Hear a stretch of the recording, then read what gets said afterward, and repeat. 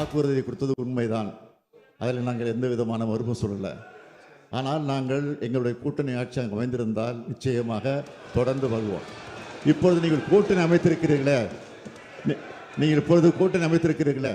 இந்த கண்டிஷனை போட்டு அந்த கூட்டணியை தொடர்வதற்கு உங்களுக்கு அருகதை இருக்கிறதா என்றுதான் கேள்வி கேட்கிறேன். 2 மாதத்திற்கு முன்னாடி பாஜக என்ற கூட்டணியில் நாங்கள் இருக்க மாட்டோம், 2026 மட்டும் இல்லை 2031 கூட நாங்கள் இருக்க மாட்டோம் என்று சொல்லிவிட்டு இப்போது கூட்டணி சேர்ந்திருக்கிறீர்களே, யாரை ஏமாற்றுவது நாடகம்? அதை சொல்லுங்க.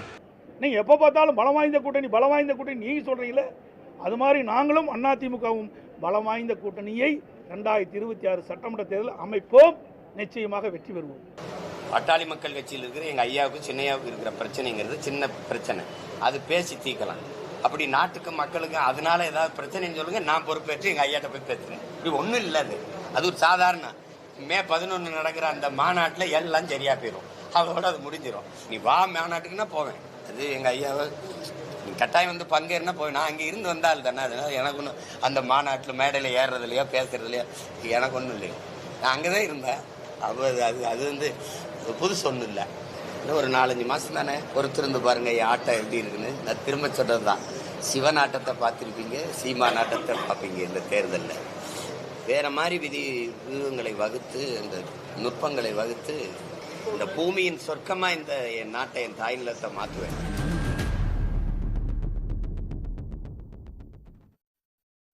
வணக்கம். கேள்விக்களம் நிகழ்ச்சிக்கு உங்களை வரவேற்கிறோம். இது மக்களின் மேடை. அரசியல் களம் அனல் பறக்க ஆரம்பிச்சிருச்சு. சட்டமன்றத்தில் முதலமைச்சர் மு.க.ஸ்டாலின் மிக முக்கியமான ஒரு கேள்வியை எடப்பாடியை நோக்கி முன் வச்சிருக்காரு. அதாவது நீட் தேர்வை, அந்த நீட் சிக்கலை சரி செய்யறதுக்கான வாய்ப்பு இப்போ அதிமுகவுக்கு கிடைச்சிருக்குது. நீட் தேர்வை ரத்து செஞ்சாதான் நாங்கள் கூட்டணியில் தொடருவோம், அதாவது கூட்டணியில் இருப்போம் அப்படின்னு சொல்லி பாஜகவுக்கு ஏன் ஒரு கேள்வியை அதிமுக எழுப்பக்கூடாது, அதுக்கு தயாராக எடப்பாடி பழனிசாமி அப்படின்னு சொல்லி எடப்பாடிக்கு ஒரு சவாலை விட்டிருக்காரு முதலமைச்சர் மு.க.ஸ்டாலின். இதற்கு பதில் சொல்கிற மாதிரி சட்டமன்றத்தில் இல்லை, வெளிநடப்பு செய்த பிறகு இதற்கு பதில் சொல்கிற மாதிரி எடப்பாடி பழனிசாமியும் சில பதில் சொல்கிறாரு. அவர் வழக்கம் போல் சொல்கிறது அப்படிங்கிறது காங்கிரஸ் ஆட்சியில் தான் நீட்டு கொண்டு வரப்பட்டது அப்படின்னு சொல்லிட்டு சொல்கிறாரு. அது மட்டும் இல்லை, நாங்கள் யாரோட கூட்டணி வச்சா உங்களுக்கு என்ன, நீங்கள் ஏன் அதுக்கு பதட்டம் அடைகிறீங்க, நிச்சயமாக நாங்களும் ஒரு பலமான கூட்டணியை அமைப்போம் அப்படின்னு சொல்லி எடப்பாடி பழனிசாமி சொல்கிறாரு.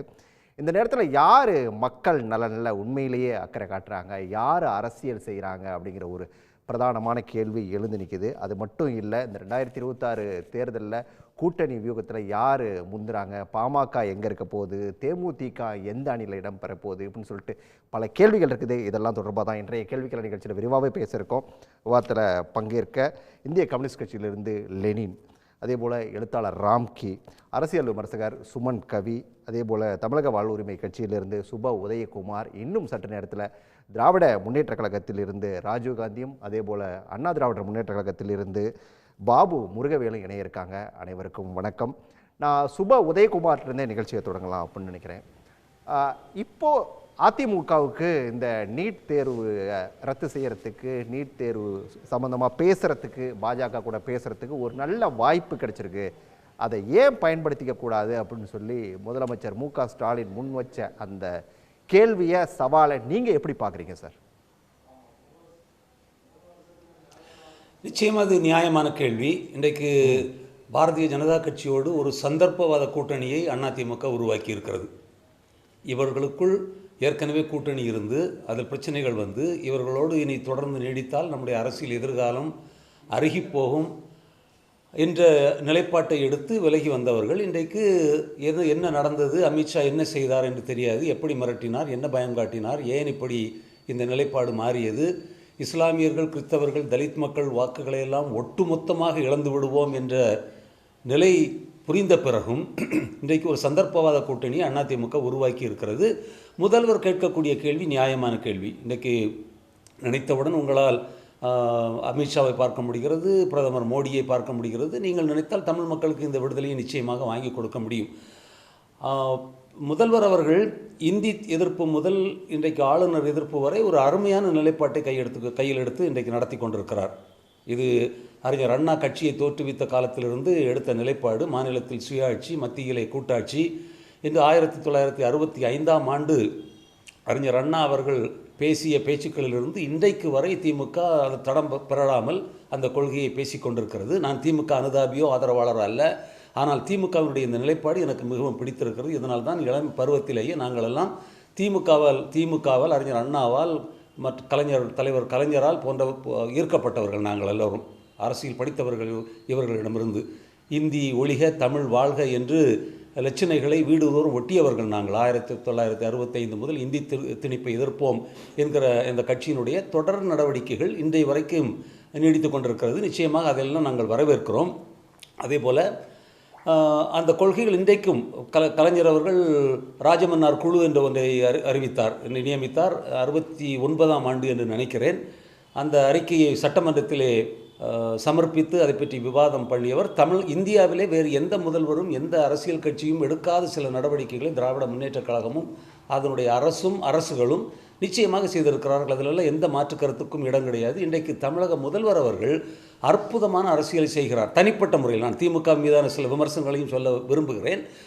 தனிப்பட்ட முறையில் தலைவர் கலைஞர் அவர்களுக்கே வராத ஒரு துணிச்சல் அவருக்கு இருக்கிறது. ஈழ இனப்படுகொலை நேரத்தில் ஐயா கலைஞர் அவர்கள் அதற்கு எதிரான ஒரு நடவடிக்கையை தொடங்கி நாடாளுமன்ற உறுப்பினர்களிடமிருந்தெல்லாம் ராஜினாமா கடிதத்தை வாங்கியவர் அப்படியே அடக்கி வாசித்து கொண்டு ஒதுங்கி போய்விட்டார் என்கிற ஆத்திரமும் கோபமும் எங்களுக்கெல்லாம் இன்றைக்கு இருக்கிறது. ஆனால் தமிழக முதல்வர் அவர்கள் இன்றைக்கு இருக்கிறவர் அற்புதமான நடவடிக்கைகள் இருக்கிறார். ஏராளமான பிரச்சனைகள், இந்தி மும்மொழி கொள்கையை ஏற்றுக்கொள்ள மாட்டோம், அமல்படுத்த மாட்டோம் என்று சொல்கிறார். இந்தியாவிலே பல முதல்வர்களுக்கு அந்த தைரியம் இல்லை. இந்தி திணிப்பை தொடர்ந்து எதிர்க்கிறார்கள். அதே போல் இன்றைக்கு ஆளுநருடைய இந்த அராஜகத்துக்கு எதிராக அருமையான நிலைப்பாட்டை எடுத்து கடிதங்கள் எழுதுவதும், இன்றைக்கு உச்சநீதிமன்றத்துக்கே வழக்கு கொண்டு போய் இன்றைக்கு ஆளுநருடைய அதிகாரம் எவ்வளவுதான் என்பதை பட்டவர்த்தனமாக இன்றைக்கு நிலைநாட்டியதில் திமுகவினுடைய மிகப்பெரிய பங்கு உண்டு. மாநில சுயாட்சி பற்றி பேசணும், கட்சி அடுத்தடுத்து நாம பேசலாம். இந்த கூட்டணி விவகாரத்துக்குள்ள நான் ஒரு ரவுண்ட் எல்லார்கிட்டையும் போயிட்டு வந்துடுறேன். சுபா உதயகுமார் சார், ராம்கி சார், உங்களோட பார்வை முதலமைச்சர் சொன்ன விஷயத்துல உங்களோட பார்வை என்ன? முதலமைச்சர் சொன்ன விஷயங்கள், அதாவது இன்னைக்கு மிக முக்கியமாக அவர் பேசுனதை விட ஒரு முக்கியமாக அவர் எழுதின இந்துவில் வெளியான ஆர்டிக்கல் வந்து கரெக்டாக ஒரு சம்மப் பண்ணி திமுக வந்து எந்த பாதையில் செல்கிறது அப்படிங்கிறத வந்து ரொம்ப தெளிவாக சொல்லியிருக்காரு. மிக முக்கியமான கட்டுரையாக நான் பார்க்குறேன். ஏன்னா தமிழ்நாட்டினுடைய இந்த போராட்டம்ங்கிறது நாங்கள் முன்வைக்கிற ஸ்டெப்ஸ் வந்து தமிழ்நாட்டுக்கு மட்டும் இல்லை, இது அனைத்து மாநிலங்களுக்கும் முழுமையானதுங்கிறத சொல்லி ஆரம்பிக்கிறார். அதுபோல் நாங்கள் அடுத்து என்ன பண்ண போகிறோம், அதுதான் ஒரு முக்கியமான விஷயம். ராஜமன்னார் கமிட்டி கடந்த காலத்தில் ஆரம்பித்தோம் நம்ம. அதுக்கப்புறம் இன்று வந்து இன்றைக்கி ஒரு தேவை, மாநில நலன்களை உறுதி செய்வதற்கு அரசியலமைப்பு சட்டத்தில் ஏதாவது மாற்றங்கள் செய்ய முடியுமா என்பதற்கு ஒரு 3 நபர் கமிட்டி வைத்து இது ஒரு ஆக்கப்பூர்வமான செயல்பாடுலாம். உதயகுமார் ஐயா அவர்கள் சொன்னபடி இது திமுக எல்லாம் தாண்டி மாநில நலனுக்காக திமுக என்கிற மிக முக்கியமான மாநில கட்சி எடுக்கிற மிகப்பெரிய முன்னெடுப்பு. இது அடுத்தடுத்த கட்டத்திற்கு எப்படி போகுது அப்படிங்கிறதெல்லாம் நம்ம பார்க்கலாம். இதெல்லாமே நான் எப்படி பார்க்குறேன்னா, இது காங்கிரஸ் இதுவரைக்கும் செய்ய தவறியதை திமுக வந்து முன்னெடுத்து செய்கிறது. ஒரு மாநில கட்சியாக இருந்தாலும் இந்தியாவிலே மிக மிக முக்கியமாக தவிர்க்க முடியாத ஒரு சக்தியாக இருக்கிற திமுக வந்து காங்கிரஸ் செய்ய தவறியதை எடுத்து மேற்கொண்டு அடுத்த கட்டத்தை எடுத்துக்கொண்டு செய்கிறது. இது வந்து ஒரு நல்ல விஷயம். இது வந்து இதை வைத்து இது வந்து எப்படி வந்து மக்கள் மத்தியில் கொண்டு போய் சேர்க்குறாங்க, அது ஒரு மிகப்பெரிய சவால். அதாவது மாநில நலன்கள்லாம் வந்து ஒரு கொள்கை சார்ந்த அரசியல், ஒரு மேல்தட்டு மக்களுக்கான அரசியல். இது வரைக்கும் வந்து அரசியல் ரொம்ப தீவிரமாக பேசக்கூடிய, தீவிரமாக பார்க்கக்கூடியவர்களுக்கான அரசியல். இது வந்து சாமானியர்கள்ட்ட போய் புரிய வைக்கிறீங்களா, அதுதான் வந்து திமுக தொண்டர்களிடம் இருக்கிற, திமுக நிர்வாகிகள் இருக்கிற மிகப்பெரிய சவால். என்னென்னா, இந்த மாநில நலன்களால் இந்த தமிழ்நாடு எவ்வளோ வந்து பாதிக்கப்பட்டிருக்கிறது, அதை வந்து மக்களுக்கு எளிமையான மொழியில் அவங்களுக்கு எடுத்து சொன்னால் தான் அது வந்து சாமானியர்களுக்கு போய் சேரும். அந்த இடத்துல தான் வந்து அது வந்து ஒரு தேர்தல் பிரச்சாரமாகவோ ஒரு அதிமுகவுடன் ஒரு கம்பீட் பண்ணக்கூடிய இடத்தில், அந்த களத்தில் அவங்களை எதிர்கொள்ளக்கூடிய இடமா அந்த இடம் தான் இருக்குது. ஸோ அதனால் இது வந்து ஒட்டுமொத்தமாக மாநில நலனுக்காக ஒரு விஷயம் நடந்தாலும் அதை மக்கள் மத்தியில் எப்படி கொண்டு சேர்க்குற, அதோட இம்பாக்ட், தாக்கம் என்ன, இதனால் நமக்கு கிடைக்கக்கூடிய பலன்கள் என்ன அப்படிங்கிறத மக்கள் மத்தியில் எளிமையாக புரிய வைக்கக்கூடிய வகையில் அதை வந்து அந்த சவால் வந்து இன்னும் திமுக காத்திருக்கிறதா நான் பார்க்குறேன். இன்றைக்கி முதல்வர் அவர்கள் சட்டமன்றத்தில் பேசினதும் சரி, அதுக்கு எதிர்க்கட்சி தலைவர்கள் பேசினதெல்லாம் சரி, அதெல்லாமே வந்து எல்லாருக்கும் தெரிஞ்ச விஷயங்கள் தான். நீட்டு விஷயங்களை பற்றி அவர் சொல்லும்போது, நீங்கள் வந்து நீட்டை முன்வைத்து கூட்டணியை ஏன் வந்து நாங்கள் கூட்டணி விட்டு வெளியேறக்கூடாது அப்படிலாம் சொல்கிறது வந்து இது சாத்தியமில்லைங்கிறது எல்லாருக்குமே தெரிஞ்ச விஷயம். ஏன்னா பாஜகங்கிறது ஒரு மிகப்பெரிய முரட்டுக்காலையாக இப்போ வந்து பால் எடப்பாடி கையில் இருக்குது. ஸோ அவர் விளையாடலாம் இல்லை, அதை தான் கேட்குறாரு சிஎம்.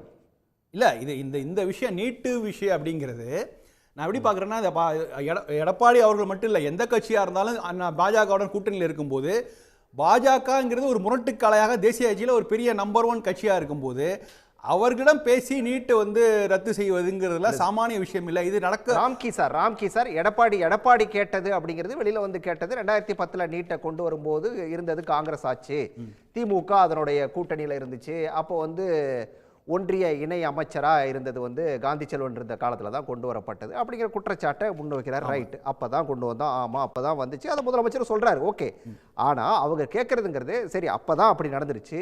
இப்போ பாஜக நீங்கள் சொல்கிறத கேட்கக்கூடிய இடத்துல இருக்குது, ஒரு கூட்டணி வைக்க போறீங்க. ஒரு கூட்டணி வைக்க போறீங்க, அதனால இப்ப நீங்க இப்ப இந்த டிமாண்டை வைக்கலாம் இல்லையா? தமிழ்நாட்டுக்கு நீட்ல இருந்து விலக்கு கொடுத்தாதான் கூட்டணி அப்படிங்கிற ஒரு டிமாண்டை வைக்கலாம் இல்லையா அப்படின்னு சிஎம்மோட கேள்வி. இல்ல அதுதான் அது என்னன்னா பாஜக ஏற்றுக்கொள்ளக்கூடிய நிலையில் இல்ல. அதிமுக மட்டும் வேற எந்த கட்சி சொன்னாலும் பாஜக ஏற்றுக்கொள்ளக்கூடிய நிலை. அதுதான் நான் அந்த வார்த்தை சொன்னேன். முரட்டுக்காலையாக இருக்கிற பாஜக கிட்ட நீங்க போய் டிமாண்ட் வைக்க முடியாது. நீங்க மோரோவர் இந்த நீட்டு போன்ற விஷயங்கள்ல சாதா காலையா இருக்கிற காங்கிரஸ் போன்ற கட்சிகள் கூட அவர்கள் முழுமனதாக இந்தியா முழுக்க நாங்க நீட்டை ரத்து செய்வோங்கிற முடிவுக்கு வரல. அவங்க மிரட்டலுக்கு பயந்து இந்த கூட்டணி அப்படிங்கிறது சொல்ல வரீங்களா? இல்ல நான் எதுக்கு சொல்றேன்னா இந்த கோரிக்கை இந்த நீட்டுங்கிற விஷயத்தை பொறுத்து வைத்து அதை வைத்து எந்த கட்சியும் பாஜகவுடன் வந்து ஒரு கண்டிஷன் நிபந்தனைலாம் விதிக்க முடியாது. அந்த அளவுக்கு இது ஒரு மிகப்பெரிய தேசிய அளவிலான பிரச்சனை. அந்த அளவுக்கு ஒரு வில் பவர் உள்ள கட்சிகள் தமிழ்நாட்டில் இல்லை அப்படிங்கிற விஷயம் தான் சொல்றேன். அதனால பாஜக கூட போய் இதை வந்து மீடியேட் பண்ணி அவங்க கிட்ட பேசி இதை வாங்குவது. முரட்டுக்காலையை அடக்கக்கூடியவரா எடப்பாடி இல்ல, அதான் சொல்ல வரீங்க? சுத்தி வளைச்சு எடப்பாடி மட்டும் இல்ல, எவருமே இல்லை அப்படிங்கிறது தான் உண்மை. அதுதான் உண்மை. ரைட், நான் வந்து மற்றவங்கிட்ட போயிட்டு தரேன். ராஜீவ்காந்தி, இப்போ வந்து ஏன் இவ்வளோ பயம் திமுகவுக்கும் சரி திமுகவுடைய கூட்டணியில் இருக்கக்கூடிய கட்சிகளுக்கும் ஏன் இவ்வளோ பயம் அப்படிங்கிறது தான் எடப்பாடியோட கேள்வி. நாங்கள் யார் கூட கூட்டணி வச்சா உங்களுக்கு என்ன, அதான் அவர் கேட்டார் இன்னைக்கு. அணையப்புற தீபத்தை பார்த்து எங்களுக்கு என்ன பயம்? பாஜகங்கிற கட்சிக்குள்ளே போய் தன்னுடைய பதவியை காப்பாற்றிக்கிறதுக்காக இடி, இன்கம் டேக்ஸ், சிபிஐ போன்ற வழக்குகளிலிருந்து தன்னை பாதுகாத்துக் கொள்வதற்காக, தான் கொள்ளையடித்த பணத்தை எப்படியாவது அவங்க நோண்டு வாங்குறதுக்காக வேலுமணி தங்கமணி அழுத்தம். எடப்பாடி அண்ணன் ராம்கி என்ன சொன்ன மாதிரி ஊர்க்காலை இல்லைங்க, முரட்டுக்காலை இல்லைங்க, அவர் ஏதோ சிலுவப்பாளையத்துக்கு கோயிலுக்கு அலைங்க மாதிரி, ஐயா எஜமான் அமித்ஷா தலையாட்டினா நான் தலையாட்டுவேங்க அப்படின்னு போய் நிற்கிறார். அவரை பார்த்து எந்த பயமும் இல்லை. ஆனால் அரசியல் விவாதங்களில் ஒரு எதிர்க்கட்சி கடந்த காலங்களில் செய்த அரசியல் நடவடிக்கைகளை ஒரு இன்னொரு கட்சியாக திராவிட முன்னேற்ற கழகமும் தமிழ்நாட்டை ஆளுகிற முதலமைச்சராக மாண்புமிகு எங்களுடைய முதலமைச்சரும் குறிப்பிட வேண்டிய சூழல் இருக்கிறது. தமிழ்நாட்டு மக்களிடம் தமிழ்நாட்டுக்கு, தமிழர்களுக்கு, இந்த நிலத்துக்கு பாஜக செய்கிற துரோகங்கள் என்ன என்பதை இங்கு இருக்கிற அத்தனை கட்சிகளும் பட்டியலில் போடுகிற போது அது தமிழ்நாட்டுடைய இறையாண்மைக்கு எதிராக, தமிழ்நாட்டு மக்களுக்கு எதிராக ஒரு ஒன்றிய அரசு நடக்கிற போது எங்களுக்கு நிதி கேட்கிறது கொடுப்பதில்லை, எங்களுடைய தேர்வுகளை கை வைப்பது, பள்ளிக்கல்வித்துறையில் கை வைப்பது, கல்லூரி கல்வி கை வைப்பது, 100 நாள் வேலைவாய்ப்பு திட்டத்தில் கை வைப்பது, இந்திங்கிற 3ஆம் மொழியை திணிப்பது, எங்களுடைய கலாச்சார பண்பாட்டில் கை வைப்பது, சிறுபான்மை மக்கள் மீது கை வைப்பது என்று ஒரு அராஜக அரசை மோடி அரசு நடத்துகிற போது ஒட்டுமொத்த தமிழ்நாடும் எதிர்த்து போராடுகிறது. ஏன் எடப்பாடியும் அறிக்கை விடுகிறார். அடிக்கிற எஜமா அடிச்சுக்கிட்டே இருக்கான். இருக்க எல்லா அமைப்புகளும் சேர்ந்து போராடுகிற போது நானும் எதுக்குறேன்னு ஊருக்குள்ளே திருடிட்டு ஓடுற திருடன் செயின் எடுத்துட்டு ஓடுறவன் திருடன் கத்துறானா. அது மாதிரி மரியாதைக்குள்ள எடப்பாடி பழனிசாமி அவர்கள் பாஜக எதுக்குங்கிற பேரில் இன்றைக்கி ஓடி பக்கத்தில் நின்றுட்டு அது எப்படிங்க பாஜக எதுக்குன்னு கேள்வி வைக்கும் போது தான் அவரை அம்பலப்படுத்த வேண்டிய தேவை எங்களுக்கு இருக்கிறது. ஒருபோதும் எடப்பாடியை பார்த்து பயப்படுற அளவிற்கு திராவிட முன்னேற்ற கழகம் இல்லை. எடப்பாடிங்கிற ஒரு ஏதோ கூட்டு போன விட்டத்தில் மாஞ்ச வேதங்க ஊரில் கலை சொல்லுவாங்க. அது மாதிரி ஏதோ ஒரு லக்லி ஒரு எதிர்க்கட்சியில் வந்திருக்காரு. இருக்கிற அந்த 60 சீட்டுமே அடுத்த தேர்தல் இருக்காது. உறுதியாக 234 200க்கு மேல் எங்கள் தலைவர் சொல்லியிருக்காரு. 234 வெல்வது தான் எங்களுடைய இந்த மதச்சார்பு. இன்றைய விவாதம் தொடர்பாக பாஜகவில் இருக்கக்கூடிய சில நண்பர்கள்கிட்ட பேசிகிட்டு இருந்தபோது அவங்க சொன்ன விஷயம் அப்படிங்கிறது வந்து திமுகவை பொறுத்த வரைக்கும் அதிமுகவும் பாஜகவும் சேரக்கூடாது, அந்த கூட்டணியை எந்தெந்த வகையெல்லாம் பிரிக்கலாம் அப்படின்னு சொல்லி திட்டம் போட்டு அதில் ஒரு பேச்சு தான் இன்றைக்கி முதலமைச்சர் பேசுனது. இதுக்கு நாங்கள் ஏன் வரணும் அப்படிங்கிற ஒரு கேள்வி அவங்க எங்களை பொறுத்தவரை அதிமுகவும் பாஜகவும் சேருவது தான் எங்களுக்கு நலம். தேர்தல் கணக்கு வழக்கில் எப்பவும் இப்போ அதாவது ப்ளஸ் மைனஸ் எப்பவும் ப்ளஸ் ஆயிடாது, அது மைனஸாக தான் சிலங்கள் அமையும். அப்படி தான் பாஜக கூட்டணி இருக்கு, அதிமுக கூட்டணி. ஏற்கனவே மைனஸ் ஆக்கப்பட்டிருக்க எடப்பாடி பழனிசாமி, ஏற்கனவே மைனஸ் ஆக்கப்பட்டிருக்கிற பாஜக, இத்தனை இருக்கிற போது அது வந்து ப்ளஸ்ஸாக மாறாது. ப்ளஸ்ஸாக மாறுங்கிறதுலாம் வந்து வேடிக்கை. இந்த முக்கிய அதிமுகவுக்கும் திமுகவுக்குள்ள வித்தியாசத்தை நீங்கள் நல்லா கவனிக்கணும். நீங்கள் ஏற்கனவே ராம்கி அவர்கள் சொன்னாங்க, நீங்கள் சுற்றி கூட காட்டினீங்க, காந்தி செல்வன் அவர்கள் இருக்கிற போது நீட் கொண்டு வரப்பட்டது, அப்போது காங்கிரஸ் ஆட்சி கூட்டணி கட்சியிலே திராவிட முன்னேற்ற கழகம் இருக்கிறது. திராவிட முன்னேற்ற கழகம் இப்போ டிமாண்ட் வைக்குது. என்ன டிமாண்டுனா, நீங்கள் ஆல் இண்டியாவுக்கு தேவைப்படும் சொல்கிறீங்க, நீங்கள் ஆல் இண்டியாவுக்கு நடத்திக்கிங்க, ஆனால் தமிழ்நாட்டுக்கு விலக்கு வேண்டும் என்று டிமாண்ட் வச்சோம். ஜெயித்தோம், வென்றோம். கூட்டணி அரசில் திமுக இருக்க தொட்டி நீட் தமிழ்நாட்டை தீண்டலை. அதற்கடுத்து வந்து அமைச்சர் செல்வி ஜெயலலிதா அவர்களும் சட்ட போராட்டத்தின் மூலியமாக நீட் எங்களுக்கு கூடாதுங்கிறது உறுதியாக இருந்தாங்க. திமுக நிலைப்பாட்டை ஆதரிச்சு நின்றாங்க. அது வரைக்கும் சிக்கல் இல்லை.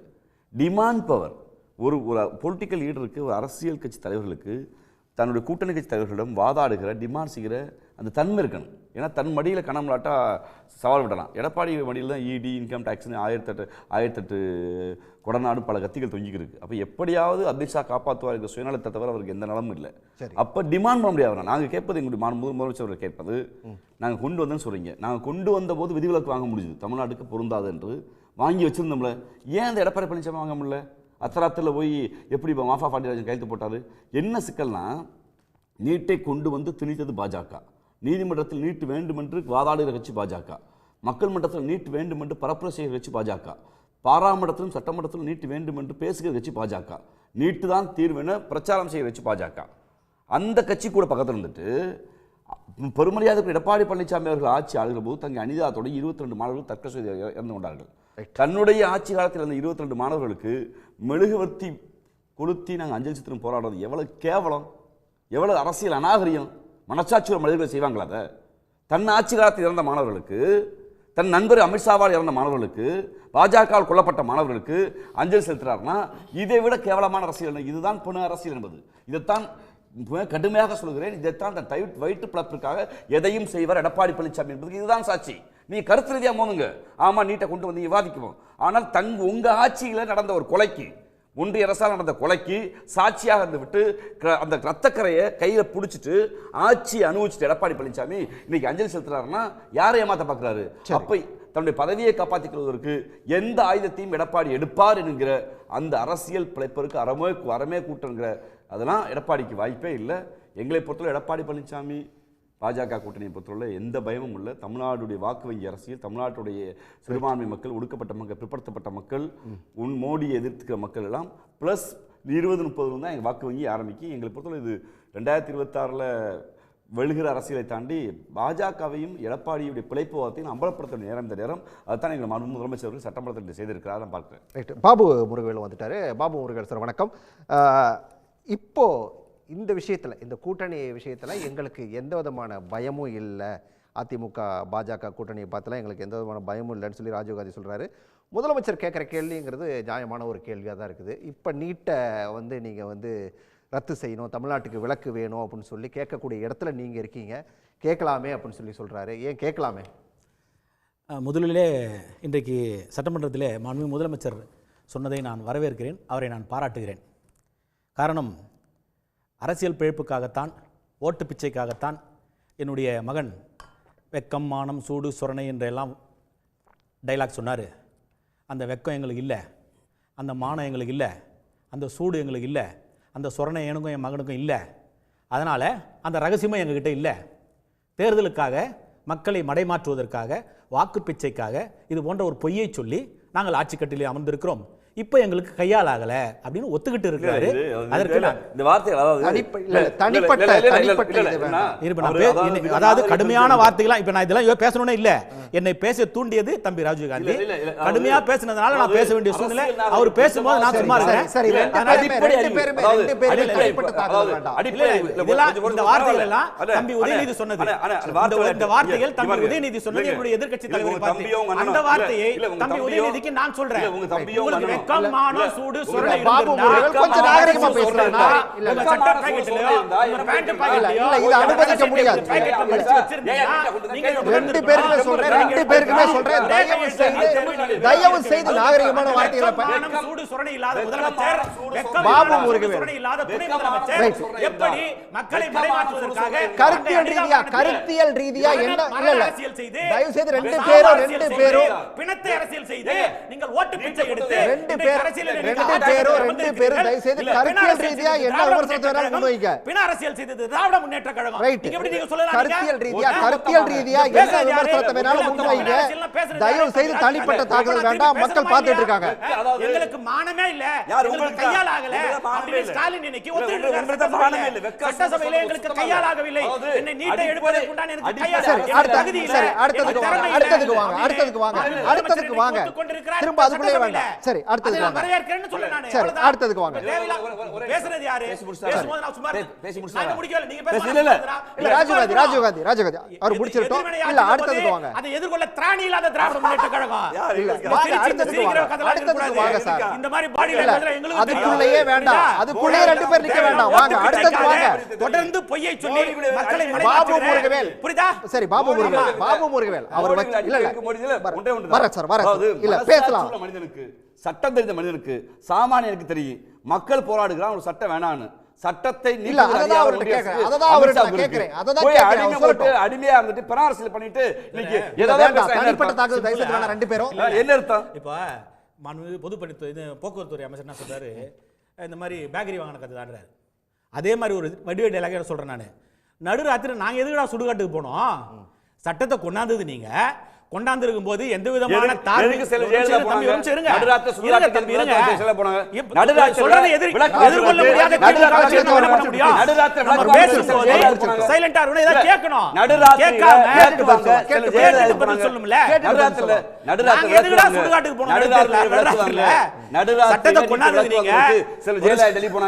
அவங்க அம்மையார் எதுக்கு போனாங்க? சரி, எதுக்கு போனாங்க? அதுக்கு தான் நாங்க போனோம். அதுக்கு போகணும்னா பாபு முருகன் அவர் கேட்டார் இல்லையா, இப்ப நீங்க கூட்டணியில இருக்கீங்க. சரி, ஓகே, காங்கிரஸ் ஆட்சியில தான் வந்துச்சு, அப்ப திமுக கூட்டணியில தான் இருந்துச்சு. இப்ப நீங்க கூட்டணிக்குள்ள வந்திருக்கீங்க, அதிகாரம் உங்க கையில இருக்குது, கேட்கலாம் இல்லையான்னு தான் சொல்லி கேட்கிறாரு மக்கள்கிட்ட. இப்ப நாங்க தெரியாம சொல்லிட்டோம். என் பையன் அரசியல் அறிவு இல்லாம, என் பையன் அரசியல் அறிவு இல்லாம பேப்பர்ல வச்சுக்கிட்டு இருங்க தம்பி. உங்க வார்த்தையா சிஎம் வார்த்தையா? அவரோட வார்த்தை நான் புரிதல். அவரோட பேச்சு வந்து எனக்கு புரியுது. உங்க தற்கூட்டமான புரிதல். அவரோட பேச்சு வந்து தற்கூட்டமான புரிதல். நாலாந்தர அரசியல் புரிதல். நீங்க தூக்கி வச்சு தலையில கொண்டாடுறீங்க. என்ன இது? தற்கூட்டமான நாலாந்தர பேச்சு. இப்படி பேசினா தற்கூட்டமான நாலாந்தர பேச்சு. நடுவுல பேசிட்டு நான் என்ன பண்ண முடியும்? தற்கூட்டமான நாலாந்தர பேச்சு. என்ன பேச முடியுமா? முன்னா சட்டமன்ற உறுப்பினர் இருந்துட்டு போட்டோம். அதனால என்ன? தற்கூட்டமான பேசுவீங்க, நாங்க கேட்டுக்கிட்டு உங்களை மாதிரி கை தட்ட முடியாது எங்களால. இல்ல, நீங்க கை தட்ட வேண்டாம். நீங்க கை தட்டுங்க சார். இல்ல, அவர் பேசுறது நீங்க கை தட்டுங்க, எங்களுக்கு பிரச்சனை கிடையாது. நாங்க கேட்க முடியாது பேச்சு. நாகரிகத்தோட பேசுங்க. ஓட்டு பிச்சை பேச்சது. நீ தேவையில்லாம நான் பேசும்போது சைலண்டா இருக்கணும்ல. நான் பேசும்போது சைலண்டா இருக்கணும்ல. நீ பேசும்போது சைலண்டா இருக்கணும் இல்லையா? சரி, வர சொல்லுங்க. சரி, வர ராஜகாந்தி புரிதல் நான் முதல்ல சொல்லிட்டேன். நான் முதல்ல சொல்லியாச்சு என்னோட புரிதல். அது பேசல. உங்க புரிதல் நான் வச்சுக்கிறேன். சரி, பேசுறது கேட்கணும்ல. ராஜீவ்காந்தி பேசலாம். இல்ல, பேசுறது என்ன இருக்குல்ல? இது வந்து அதாவது சரி, அவரோட புரிதல் அவர் சொல்றாரு. வர இருங்க. உங்க பார்வை, லெனினோட பார்வை கேட்கணும். லெனினோட பார்வை கேட்கணும். லெனின் பேசிவிட்டு இவ்வளவு கோவம் வருங்க. Okay, Lenin. அதாவது இந்த நீட்டு தேர்வு விலக்கு சம்பந்தமாக ஒரு தவறான வரலாறு இங்கே பரப்பப்பட்டுக்கிட்டு இருக்கு. ஆக்சுவலாக அது யூபிஏ அரசு கொண்டு வந்ததுன்னாங்க. ஆனால் இதுக்கான முடிவை எடுத்தது வாஜ்பாய் அரசு. குறிப்பாக அந்த எம்சிஐன்னு சொல்கிற மெடிக்கல் கவுன்சில் ஆஃப் இந்தியாவில் ஊழல் குற்றச்சாட்டுக்கு ஆளாகி 1300 கிலோ தங்கம் எடுத்தாங்கல்ல, கேத்தன் தேசாய் அவருடைய ஐடியா. ஓகே, அவர் சிறைக்கெல்லாம் போனார். அதற்கு பிறகு அந்த ஊழல் குற்றச்சாட்டுக்கு பிறகு குஜராத்தினுடைய மெடிக்கல் கவுன்சில் தலைவரானார். இப்போ வேர்ல்டுக்கே போட்டாங்க. அது பாஜக ஆட்சி, இந்த மோடியின் ஆட்சி காலத்தில் தான். எனவே அந்த விஷயங்கள் நமக்கு ரொம்ப தெளிவாக தெரியும். என்ன விஷயம்னா, மருத்துவ கல்வியில் சில அளவுகளை அல்லது பாடத்திட்டங்களை சிலபஸ் சம்பந்தமானதை அகில இந்திய அளவில் நீங்கள் சொல்லலாம். ஆனால் மருத்துவ கல்விக்கு மாணவர் சேர்க்கை என்பது ஒரு மாநிலத்தின் உரிமை. ஏன்னா எங்கள் கல்லூரிகளை கட்டுவதற்கு நயா பைசா கூட கொடுக்காத உங்களுக்கு அதன் மீது அதிகாரம் செலுத்த எந்த காலத்திலையும் எப்படியும் உங்களுக்கான அந்த உரிமை இல்லை என்பதுதான் தமிழ்நாட்டின் நிலை. ஓகே, எனவே தான் சரி, ஜெயலலிதா அவர்கள் இருந்தபோது யூபிஏ அரசு சொன்னார்ல, யூபிஏ அரசு கொண்டு வந்தாலும் மாநிலங்கள் கேட்டால் விலக்கு என்பது இருந்தது. அந்த மாநிலங்கள் கேட்குறப்ப விலக்கு கொடுக்க வேண்டியதுன்னா பாஜக. எப்படி நீங்கள் அதையும் இதையும் ஒன்றா நீங்கள் கம்பேர் பண்ண முடியும்? கார்த்திகை செல்வன் கொண்டு வந்தார், கார்த்திகை செல்வன் கொண்டு வந்தார்னு இதையே கீரல் விழுந்த இசைத்தட்டு மாதிரி போடுறீங்க. நான் கேட்குறேன், எடப்பாடி அவர்கள் முதலமைச்சராக இருந்தபோது நிர்மலா சீதாராமன் நீங்கள் வந்து உறுதிமொழி கொடுத்தார்ல, இந்த ஆண்டு நான் விலக்கு வாங்கி தருவேன் சொன்னாரா இல்லையா? ஆனால் விலக்கு வாங்கி தர முடியலையே. அந்த ஆண்டு தானே அனிதா போன்றவர்கள் இறந்தார்கள். அப்போ நீங்கள் இப்போ பல மாணவர்களுக்கு இறந்து போன நீட்டுத் தேர்வால் பாதிக்கப்பட்ட மாணவர்களுக்கு இரங்கல் நடத்துகிற நீங்கள் உங்களுடைய இன்னும் சொல்ல போனால் உங்களுடைய செயல்பாடற்ற தன்மையால், நான் அளந்து சொல்கிறேன் வார்த்தையை, உங்களுடைய செயல்பாடற்ற தன்மையால், உங்கள் கொள்கை குறிக்கோளில் எந்த விதமான அக்கறை இல்லாத காரணத்தால் நீங்கள் கூட்டணி இருந்த காலத்திலேயே விலக்கு என்று ஒன்றிய அமைச்சர் இன்றைய நிதியமைச்சர் சொல்லியும் விலக்கு வாங்க முடியாதது யாருடைய குற்றம்? நேற்று பேசியிருக்காருங்க விஜயபாஸ்கர் புதுக்கோட்டையில். என்ன சொல்லியிருக்காரு? நாங்கள் இங்கே இருந்து போனோம், எடப்பாடியார் நாங்களும் சொன்னோம், எல்லாம் ஒத்துக்கிட்டாங்க, பிரதமர் மோடியும் ஒத்துக்கிட்டாரு, சொல்லியிருக்காரா இல்லையா? ஒத்துக்கிட்டாரு. ஆனால் இங்கே வந்தாக்கா வேற சில 5 பேர் சேர்ந்து அதை மாற்றிட்டாங்க. எங்கே இந்த தேசிய அளவுடைய அமைச்சர்கள் பல பேர் சேர்ந்து அதை மாற்றிட்டாங்க. அப்போ இந்த சூட்சுமம் மிக தெளிவாக இருக்குது. நாங்கள் என்ன சொல்கிறோம், பாஜக கருத்தியல் ரீதியாக எமர்ஜென்சி இருக்குது. அந்த எமர்ஜென்சி காலத்தில் தானே ஸ்டேட்டு மாநில உரிமையில் இருந்த கல்வியை பொதுப்பட்டியலுக்கு கொண்டு போகிறீங்க.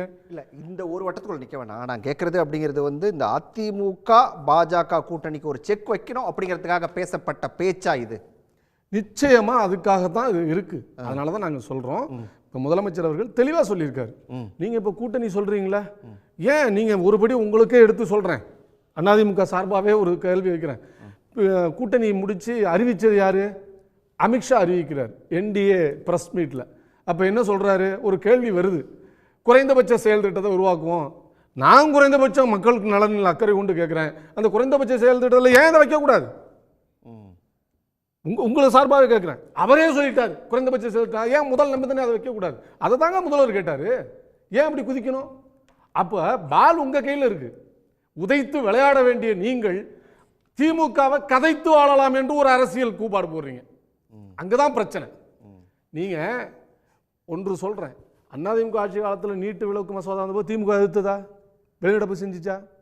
ஆதரித்தது அல்லவா? ஆனால் இந்த முறை நீங்க என்ன சொல்றீங்க, ஏன் வெளிநடப்பு செய்யலை? அப்ப உங்களுடைய சந்தர்ப்பவாத நிலைக்கு ஏற்ப கூட்டணி அமைத்துக் கொண்டு இந்த சந்தர்ப்பத்தை நீங்கள் அதை பயன்படுத்திக் கொண்டு உங்கள் மீது குற்றம் வரும் என்பதை மக்கள் உணர்ந்து விடுவார்கள். எனவே அதனிலிருந்து தற்காத்துக் கொள்வதற்கான ஒரு முடிவாகத்தான் நீங்க அப்படி சொல்றீங்கன்னு சொல்றேன். ரைட், நான் சுமன் கவியோட பார்வை இதோட முடிச்சேன். எனவே செயல்பட வேண்டிய அதிமுக இந்த விஷயத்துல நீங்க என்ன சொல்றீங்க? குற்றஞ்சாட்டுறது ரெண்டாவது விஷயம். இப்ப நீங்க இப்படிதான் சொல்லிட்டு இருந்தீங்க, கவர்னர் விஷயத்துல உச்ச நீதிமன்றத்தில் வழக்கிட்டு இன்றைக்கு தீர்ப்பு வந்திருக்குதா இல்லையா? இந்தியாவே உலகமே திரும்பி பார்த்திருக்கிறதா இல்லையா? அனைத்து மாநிலங்களும் காத்திரமாக அதை ஆதரித்திருக்கிறதா இல்லையா? ஏன் இதுல வராது? நான் சொல்றேன் ஒண்ணே ஒண்ணு, 1950 முதல் சட்ட திருத்தம் எதுல வந்தது? தமிழ்நாட்டில் துவங்கிய இடஒதுக்கீடு போராட்டம். அந்த இடஒதுக்கீடு போராட்டத்தினால தான் இடஒதுக்கீட்டுக்கு எதிராக இருந்த அரசமைப்பு சட்டம் பிரிவு 15 ஒரு உபவிதியை கொண்டு வந்து those who are all socially educationally backward they must have some reservation வந்துச்சுல்ல. அதை வந்து நிகழ்த்தி காட்டியது எது? இது உங்களுக்கு இந்த வாய்ப்பு தானே. வரலாற்றில் திமுக அதிமுக பிரிந்தது, அண்ணாவின் வழியில் தானே அது பிரிந்தது, பெரியாரினுடைய இயக்கம் தானே சொல்றீங்க. அப்படி நீங்கள் பலவற்றை திராவிட இயக்கங்கள் இங்கே முன்முயற்சி எடுத்து செய்து கொண்டிருக்கிற போது நீங்க என்ன பண்ணிருக்கணும்? உங்களுக்குள்ள இருக்கிற பெட்டி அரசியலை விடுங்க, மிச்ச மீதி இருக்கிற மக்கள் அரசியல் நீங்க நின்று இருக்கணுமா இல்லையா? அதற்கு பதிலாக எதிரிகளோடு சேர்ந்து அவர்கள் மொழியில் பேசுறீங்க. அது ஆபத்தானது, தமிழ் மக்களின் தமிழக மாணவ மருத்துவமனையுடைய உரிமைக்கு எதிரானது என்று நான் குற்றம் சாட்டுறேன். மக்களுக்கான அரசியலை செய்யறது யாருன்னு சொல்லிட்டு சுமன் கவி கேட்க. சுமன் கவி, அதாவது அதிமுக ஆட்சி வந்துடும் அப்படிங்கிற பயத்தை வந்து நான் முதலமைச்சரோட கண்களில் பார்த்தேன், அவரோட பேச்சில் தெரிஞ்சது அப்படிங்கிற ஒரு விமர்சனத்தை இன்னைக்கு எடப்பாடி பழனிசாமி முன் வச்சிருக்காரு. அப்படி எதுவும் நீங்க பார்த்தீங்களா? மக்களுடைய நலனுக்காக ஒரு ஒரு கட்சி இயங்குகிறது. நீங்கள் ஆட்சியை பிடிக்காது ரெண்டாவது, நீங்கள் அந்த பொசிஷனில் இருந்துக்கிட்டே இந்த மக்கள் நலனுக்காகத்தான் நாங்கள் இயங்குகிறோம், அதை நீங்கள் ப்ரூஃப் பண்ணணும். இதுதான் வந்து முதல் டிமாண்டே. நீங்கள் வந்து திமுக எதிர்கட்சியாக இருந்த காலகட்டத்திலிருந்து இன்னைக்கு வரையிலும் நீங்கள் எதிர்கட்சியான காலகட்டத்திலேருந்து இதுதான் நடந்துகிட்ருக்கு. நீங்கள் நீட் தேர்வை எடுத்துக்கிட்டாலும் சரி, அல்லது ஆளுநருக்கு எதிராக நடந்து கொள்வதாக இருந்தாலும் சரி, அல்லது மாநிலங்களின் உரிமை குறித்து சுயாட்சி தீர்மானம் நிறைவேற்றிய எதுவாக இருந்தாலும் நான் மக்கள் பக்கம் இருக்கிறேன் அப்படின்னு அதுக்காக போராடுவது அது முக்கியம். இப்போது சார் கூட சொன்னாங்க, ராம்கி சார் சொன்னாங்க, அதாவது முரட்டுக்காளையாக இருக்கக்கூடிய பாஜகவை நீங்கள் எதிர்த்து வீழ்த்துவது என்பது அவ்வளவு சாதாரண விஷயம். அதோட பொருள் என்ன? இந்த முரட்டுக்காளை யார் மேல் பாயப்போகிறது? யாருடைய உணர்வுகள் மேல் பாயப்போகிறது? தமிழ்நாட்டு மக்களின் உரிமைகள் உணர்வுகள் அது மேலே பாஞ்சிட்டு இருக்கு. நான் அதுக்கு எதிராக என்ன செய்ய போகிறேன்? சரி, ஓகே. இப்போ நான் என்ன கேட்குறேன், அதிமுக பாஜகவோடு சேர்ந்து ஆடுற மாட்டை ஆடி கறக்கணும், பாடுற மாட்டை பாடி கறக்கணும், இப்படி வச்சுக்கிடும். அப்படி ஒரு டாக்டிக்ஸ். இவர்கள் எதிர்த்து சண்டையிடுகிறார்கள், முரட்டுக்காலையோடு முட்டி மோதிக்கிட்டு இருக்கிறாங்க. இது ஒரு டாக்டிக்ஸ். நாங்கள் சேர்ந்து நின்று விளையாடுறோம் அப்படின்னு சொல்கிறதுக்கு தான் இப்போ குறைஞ்சபட்ச காமன் மினிமம் ப்ரோக்ராம். நாங்கள் உங்களோட வரோம், பட் எங்கள் மக்களுக்குன்னு ஒரு டிமாண்ட் இருக்குது, அதை நீங்கள் நிறைவேற்றுங்கள் அப்படின்னு சொல்கிறது தான். இதை அவங்களாவே செஞ்சுருக்கணும். இதுக்கு முதல்வர் சொல்லணும்னு இல்லை. நான் இன்னொன்று சொல்கிறேன், இந்த எடப்பாடி பழனிசாமி அந்த அதிமுகவின் நிலைப்பாடு இருக்குல்ல, இதை முட்டு கொடுத்து பேசுவதற்கு வருவதற்கு யாராக இருந்தாலும் முதல்ல ஒரு விஷயத்தை புரிஞ்சுக்கணும். என்னென்னா, உணர்வு ரீதியாக நீங்கள் தமிழ்நாட்டு மக்கள் பிரச்சனையிலேருந்து பேசுங்க. தமிழ்நாட்டு மக்களுக்கு நீட்டு தேவை கிடையாது. அதுக்கு என்னென்ன முடியுமோ அதற்கு எதிராக சண்டை போடணும். சரிங்களா? ஜெயலலிதா நான் இருக்கிற தண்டி நீட்டை கொண்டு வர மாட்டேன்னு சொன்னாங்க. டிமாண்டு வச்சுது, நாங்கள் மாநிலங்கள் உரிமை இருக்குது, நான் எங்களுக்கு நீட் தேவையில்லைன்னு. அதோட விலக்கு கொடுத்துக்கிட்டாங்க. ஆனால் பாஜக என்ன பண்ணிகிட்டு இருக்கு, நாங்கள் எக்காரணம் கொண்டும் நீட்டை திணித்தே தீர்வோம்னு சொல்லிட்டு இருக்கு. இப்போ நான் என்ன கேட்குறேன், திணித்தே தீருவேன்னு சொல்கிற ஒரு முரட்டுக்காலையிடம் நீங்கள் நயமாக ஆடி ஜெயிச்சா கூட எங்களுக்கு இந்த டிமாண்ட் இருக்குது, குறைந்தபட்சம் இதை நிறைவேற்றுங்கள், நாங்கள் சேர்றோன்னு சொல்வது தான். இது ஒன்றும் பிரிவினை பிரித்து விளையாடுகிற விளையாட்டு இல்லை. நீங்கள் சேர்ந்து நின்று ஜெயிச்சு என்ன இளவு பண்ண போகிறீங்க, அதான் நான் கேள்வி கேட்குறேன். நீங்கள் இப்போ உங்களுக்கு அப்படியே கோபம் பொங்கிக்கிட்டு வருது இல்லை, எந்த மக்களுக்காக நீங்கள் போராடுகிறீர்கள்? மக்களுக்காக போராடுறீங்களா அல்லது உங்கள் மேலே இருக்கக்கூடிய பிரச்சனைகளால் அழுத்தத்தால் ஒரு பத்திரிகை போட்டது மாதிரி ரெண்டு பக்கமும் கையை கட்டி போட்டு பேச முடியாத நிலையில் இழுத்து வரப்பட்டதால் கூட்டணி எங்களுக்கு கூட்டணி அப்படிங்கிறது தேவை. நீங்க திமுகவில் யாரோடலாம் நீங்க கூட்டணி வச்சிருக்கீங்க அப்படிங்கிறது ஓகே. நாங்க யாரோட கூட்டணி வச்சா உங்களுக்கு என்னங்கிறது தானே எடப்பாடி கேட்கக்கூடிய. அதுதான் சொல்றேன். இப்படி ஒரு பேச்சை பேசியதற்கு அப்புறம் இத்தனை பேர் செத்துருக்காங்களேன்னு சொன்னா நாங்க எதையும் செய்வோம். நீங்க கேட்கறதுக்கு யார்? எங்கள்கிட்ட அதிகாரம் இருக்கு. இதே பேச்சு தான் நீங்க அப்புறம் பேசுவீங்க. நான் சொல்றேன், ஒருவேளை உங்கள் கூட்டணி ஜெயிச்சிருச்சு, மக்கள்கிட்ட நீங்க சொல்ற அந்த பதில் என்னவாக இருக்கும்? இப்போ இன்னைக்கு நாங்க யார் கூட கூட்டணி வச்சா உங்களுக்கு என்ன அப்படின்னு நீங்க கேள்வி கேட்டீங்கன்னா, நாளைக்கு எந்த திட்டத்தை நாங்கள் கொண்டு வந்தால் உங்களுக்கு என்ன கேட்க முடியுமா? முடியாதா? அதை கேட்க மாட்டார்களா? இன்னைக்கு உணர்ச்சி வச பொங்கி ஓட்டு பிச்சைக்காக, வாக்கு பிச்சைக்காக எப்படி பிச்சை எடுத்துக்கிட்டு இருந்தீங்க, எப்படி காலில் உருண்டீங்க, எப்படி நான் ஊரே நாறுதங்க உங்களுடைய கட்சியின் யோக்கியதையை வெளியில பார்த்து. எத்தனை பேர் கால் வாரப்பட்டிருக்கிறது. இன்னைக்கும் கட்சிக்குள்ள ஒரு ஒற்றுமை கிடையாது. எத்தனை பேர் காலை வீழ்த்தி, எத்தனை பேருடைய இதை தள்ளி போட்டு நீங்க மேல வந்துறீங்க. ஓட்டு பிச்சை இதெல்லாம் பேசுறதுக்கு தகுதி உள்ள ஒரு கட்சியா? அப்ப நான் என்ன சொல்றேன்னா, மக்கள் நலன் உங்களுக்கு உண்மையிலே தனிப்பட்ட தாக்குதல் நீங்க பேசுறது தனிப்பட்ட தாக்குதல் இல்லாம என்ன? செங்கோடன் தனியா போய் செஞ்சாரு, அதுக்கு எத்தனை எவ்வளவு ரூபாய் கொடுத்தாரு? செங்கோடன் தனியா டெல்லி போய் ஒரே செகண்ட் அவர் முடிச்சிட்டோம்.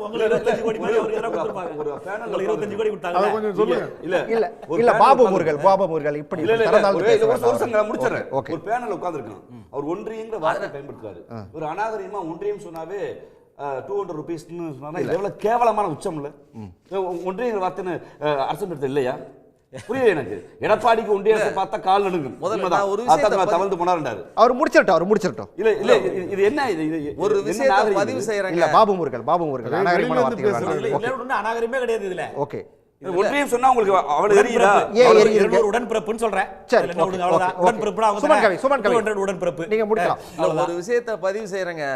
முதல்ல நீட் எங்களுக்கு வேண்டாம்னு சொல்லுகிற ஒரு தரப்பு மக்கள், அது மக்களின் தரப்பு, மக்களின் தரப்புக்கு ஆதரவாக இருக்கிற ஒரு தரப்பு. நாங்கள் கொண்டு வந்தே தீருவோம், இதை நாங்கள் மாற்ற மாட்டோம்னு சொல்ற ஒரு கூட்டம்.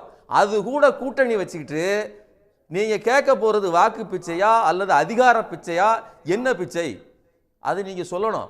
அதை விட்டுவிட்டு நீங்க வாக்குக்காக இப்படி எல்லாம் பேசுறீங்கன்னா, குறைந்தபட்சம் நான் என்ன சொல்றேன், உங்களுக்கு அந்த உணர்ச்சி கூட இல்லையே. இவர்களெல்லாம் வாக்கு போட்டு தான் நீங்கள் வரணுங்கிற அந்த அடிப்படை உணர்ச்சி கூட இல்லாம யாரு மக்களுக்கு எதிராக இருக்காங்களோ அவங்கள்ட்ட போய் கூட்டணி வைக்கிறீங்க. குறைந்தபட்ச நிபந்தனை வைங்க அப்படின்னு சொல்றதுதான் இந்த பேச்சை தவிர மற்றபடி. அவர்கிட்ட கேட்டுருவோம். இது ஒரு குறைந்தபட்ச நிபந்தனை தானே. மக்கள் தமிழ்நாட்டு மக்களோட எண்ணம் தானே, அதை தானே கேட்குறாங்க அவங்க. அதாவது எப்படின்னா, ஒரு தவறான கருத்தை தொடர்ந்து மக்களிடத்தில் கொண்டு போய் சேர்க்கறதுக்கு ஒரு 200 உடன்பிறப்புகள் இருக்கிறாங்க. அந்த 200 உடன்பிறப்புகள் என்ன பண்றாங்க, தவறான தகவல்களை வந்து தொடர்ந்து மக்களிடத்தில் கொண்டு போய் சேர்த்து கொண்டே இருக்கிறாங்க. தனிப்பட்ட இது வேண்டாம். நான் இன்னும் 200 உடன்பிறப்பு முதல்ல ஒவ்வொருத்தரும் ஒரு கருத்து சுதந்திரம் இருக்கு. இதுல என்ன இருக்கு? இப்படி கருத்து உடன்பிறப்புங்கிறது இது என்னங்க அர்த்தம்? நீங்க காசு கொடுத்துட்டு பேசுறீங்க. உங்க கட்சி என்ன ரொம்ப யோக்கியமா இருக்குதா? விலை போட்டு வாங்க மாட்டீங்களா? பெரிய கூத்தடிச்சு நீங்க பேசுறீங்க. நாகரிகத்தை பத்தி பெரிய பரம யோக்கியமா பேசுறீங்க. என்ன எனக்கு கொஞ்சம் நான் திருத்திக்கிறேன். நான் ஒவ்வொருத்தருக்கும் கருத்து சொல்வதற்கான உரிமை இருக்கிறது. கருத்தை எழுதுங்க. உங்கள்ட்ட இல்ல. ஸ்டேட்மென்ட்ல அதுக்கு எதிராக நீங்க அவதூறு பரப்புறீங்க. நீங்க சொன்னீங்கன்னா நான் ஆட்சேபிக்கிறேன். இல்ல, அவர் கேக்குறது அப்படிங்கிறது வந்து இது வந்து குறைந்தபட்ச தமிழ்நாட்டு மக்களோட எண்ணம். இதை நீங்க கேட்கறதுக்கான இடத்துல இருக்கீங்க. பேச கூடாது. கட்சியை சேல்ஸ் பண்ணவங்க பேச கூடாது. 25 கோடிக்கு 10 கோடி சார், நீங்க ரொம்ப யோக்கியம் சார். குற்றவாளி நம்பர் 1 சசிகலா நம்பர் 1 இவர் மேல 650 கோடி இருக்கு. இதெல்லாம் நீங்க உழைச்சு ரெண்டு புஜத்துல உழைச்சீங்க. யோக்கியம் தான். சேர்ந்தவங்க சார்.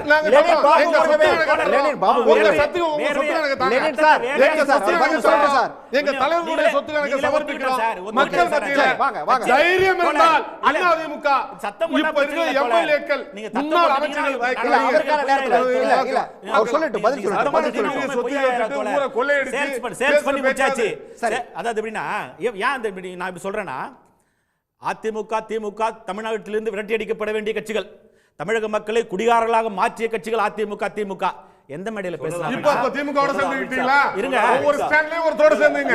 நீங்க தனியா உங்க அரசியல் பத்தி பேசுங்க. ஒரு நிமிஷம் இத பேசவே இல்ல. நான் ஒரு நிமிஷம். சரி, இல்ல ராஜவேந்திர நான் கேள்வி உங்க பதில் சொல்லட்டும். சொன்னது அமித்ஷா அண்ணாமலை. இல்ல, இந்த ஸ்டேட் என்னோட கேள்வி அண்ணாமலை நீங்க வாங்க, கேள்விக்கு வாங்க. அப்ப என்னோட கேள்விக்கு பதில் வாங்க. 2016 மக்கள் நல கூட்டணின்னு ஒரு கூட்டணி ஆரம்பிச்சு அதுல மாமண்டூர் மாநாட்டுல 2 கம்யூனிஸ்ட் பேசின வார்த்தை இன்னைக்கு திமுக புனிதர்கள் ஆயிட்டாங்க, காங்கிரஸ் புனிதர்கள் ஆயிட்டாங்க. ஏன்னா எல்லாரும் செட்டில்மென்ட் ஆயிடுச்சு. அதனால அவங்க அப்படி தான் பேசுவாங்க. அதனால விட்டுருங்க. பேச்ச அப்பப்ப மாத்திக்கிறது. காங்கிரஸ் செட்டில்மென்ட் போடுறதும் பேசுறது நீங்க. காங்கிரஸ் வந்து ஒரு தொங்கு சதை. அதுக்கான வேலை சொல்லுச்சு. காங்கிரஸ் தொங்கு சதைன்னா என்ன அர்த்தம்? அப்ப அது இப்ப நீ காங்கிரஸ் புனிதம் ஆயிட்டாங்க, அவங்க இல்லாம இவங்க இருக்க முடியாது அப்படி ஒரு சொல்ல. அதாவது நீ பேசுறாங்க அந்த கதை இல்ல. இப்ப இந்த நீட் தேர்வை பொறுத்தவரையில அம்மா இருக்கிற வரையில இந்த தமிழ்நாட்டுக்கு இந்த நீட் தேர்வு வரல, ஒத்துக்கிறோமா? அண்ணன் எடப்பாடி ஆட்சி ஆட்டத்தில் நீட் வந்துருச்சுன்னு சொல்றோமா? 2012 நீங்க இருக்கும்போது தான் கொண்டாந்தீங்கன்னு சொன்னா அதை ஏத்துக்கிறது இல்ல. கொண்டு வந்த சட்டத்தை உச்சநீதிமன்றம் உறுதிப்படுத்தி இருக்கிறது. உச்சநீதிமன்றம் இருமா நான் முடிச்சறேன். நீ முடிச்சதுக்கு அப்புறம் சேர்த்தே சொல்லுங்க. இந்த மாதிரி பேசுறாங்க உறுதிப்படுத்தலங்க இல்லன்னு ராஜவேந்தர் முடிச்சிட்டு இல்லன்னு சொல்லிடுச்சு. மீண்டும் வரைக்கும் முடிச்சதுக்கு அப்புறம் சொல்லி முடிச்சதுக்கு அப்புறம் சரியா வந்துருச்சா? உச்சநீதிமன்றம் உறுதிப்படுத்தினதுக்கு அப்புறம் நம்ம என்ன பண்றோம்? அரசு பள்ளி மாணவர்கள் படிக்க முடியாதுன்னு சொல்றாங்களா? 7.5% உள் ஒதுக்கீடு யார் கொண்டு வந்தது? அண்ணன் எடப்பாடியார். அதுல இன்னைக்கு ஒரு 3000க்கும் மேற்பட்ட மாணவர்கள் படிக்கிறாங்களா? படிக்கிறாங்க. அந்த படிக்கிற 3000 மாணவர்களுக்கும் அனைத்து செலவுகளும் அரசே ஏத்துக்கணும் உத்தரவு யார் போட்டது? நம்ம போட்டோமா? இப்ப ரைட். இப்ப நீட் பாபு முருகன் ஒரே ஒரு விஷயம் ரெண்டு பேருக்கு ஒரே ஒரு விஷயம். நாம நீட்ட பத்தி நிறைய விவாதங்கள்ல நிறைய பேசிட்டோம். இப்போ என்னோட கேள்விங்கிறது நீட்டுக்குள்ள வரல. கேட்கக்கூடிய இடத்துல நீங்க கேளுங்க, நீங்க சொல்லுங்க. கேட்டாரு 2 நிமிடம். நான் ஒரு கேட்கிற 2-3 கேள்விகளுக்கு நேரடியா கேள்வி நேரடியாவே இருக்கிறேன். கேளுங்க அண்ணே, நீட் உங்களுக்கு வேண்டுமா வேண்டாமா? வேண்டாம். நான் அது வேண்டாம். தீர்மானம் போட்டீங்க சட்டமன்றத்துல. கேள்வி பதில் அப்படியே போங்க. அதிமுக ஒத்துக்கிச்சு இல்லையா? அவ்வளவுதானே. நீட் வேண்டாம். இப்போ அதுவே தெரியல உங்களுக்கு. சரி, நீட் வேண்டாம். அதிமுகவோட நிலைப்பாடு என்னன்னே தெரியாம பேசிக்கிட்டு இருக்கீங்க. ஓகே. அப்புறம் இருங்க. அடுத்த கேள்வி. நீட் வேண்டாம் தீர்மானம் போட்டாச்சு. இந்த தீர்மானத்தின்படி சட்டம் இயற்றினால் அந்த சட்டத்துக்கு ஒப்புதல் கொடுத்து நீட் விலக்கு கொடுக்க வேண்டியது யாரு? ஏங்க அது இந்த யார்? நான் கேட்டிருக்கேன். ஒரே நிமிஷம். நான் கேட்டது பதில். அட்வொகேட்தானே? எஸ், சொல்லுங்க. தீர்மானம் போட்டு உச்சநீதிமன்றம் உறுதிப்படுத்தப்பட்ட ஒரு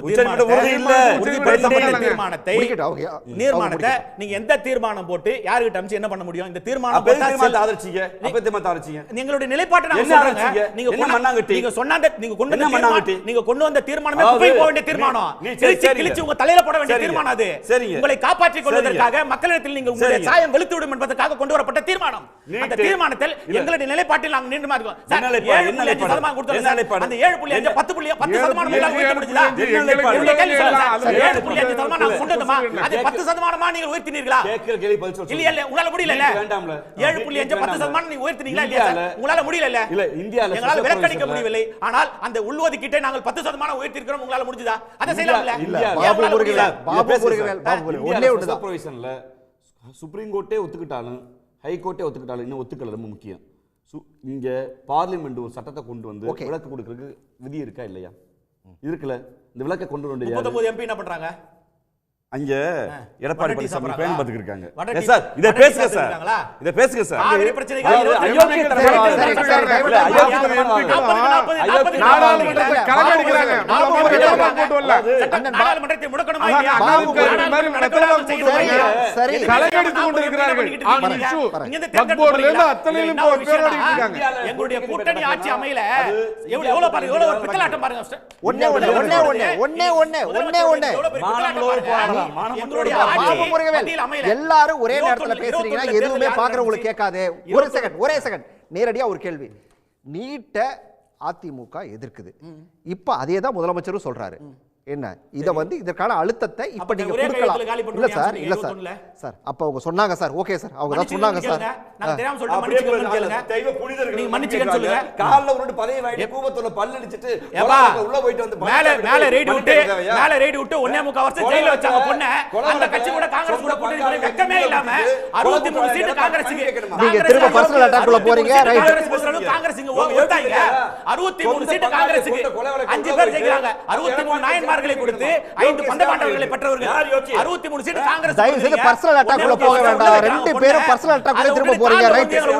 சரி கேஸ்ல இருந்து என் பொண்ணு விட்டுருங்க. கால்ல விழுந்து நீங்க கொடுத்தீங்க 63 சீட். சுபோதய சரி வர பர்சனலா வேண்டாம். ரைட். சுபோதய கிலோ வந்து கூட்டணி பேசுறாங்க. மேல கலங்க டிவில ரேடியோ. சரி கிலோ பாக்குறவங்களுக்கு கேட்காது. பாக்குறவங்களுக்கு ரெண்டு பேரும் பேசுறது புரியாது. சரி ஓகே. சுபோதய இருக்கா உங்களுக்கு? பதவிக்கா யார் கால இந்த கும்பல் தப்பி வைக்கணுமா? ரைட். சுபோதய வெக்கப்படணும். இந்த கும்பல் வெக்கப்படணும். ரெண்டு பேரும் தயவு செய்து நாகரிகமா பேசுங்க. மக்கள் பார்த்துட்டு இருக்காங்க. ரைட். இந்த கும்பல் வெக்கப்படணும். மக்கள் பார்த்துட்டு இருக்காங்க. ரைட். ஓகே. சுபோதய குமார்.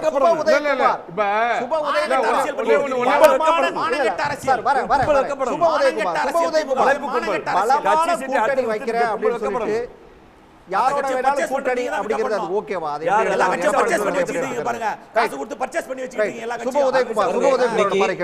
தமிழ்நாட்டில் இருக்கக்கூடிய தமிழ்நாட்டில் நடக்கக்கூடிய இந்த கூட்டணி அரசியல் முழுக்க சந்தர்ப்பவாத அரசியல்.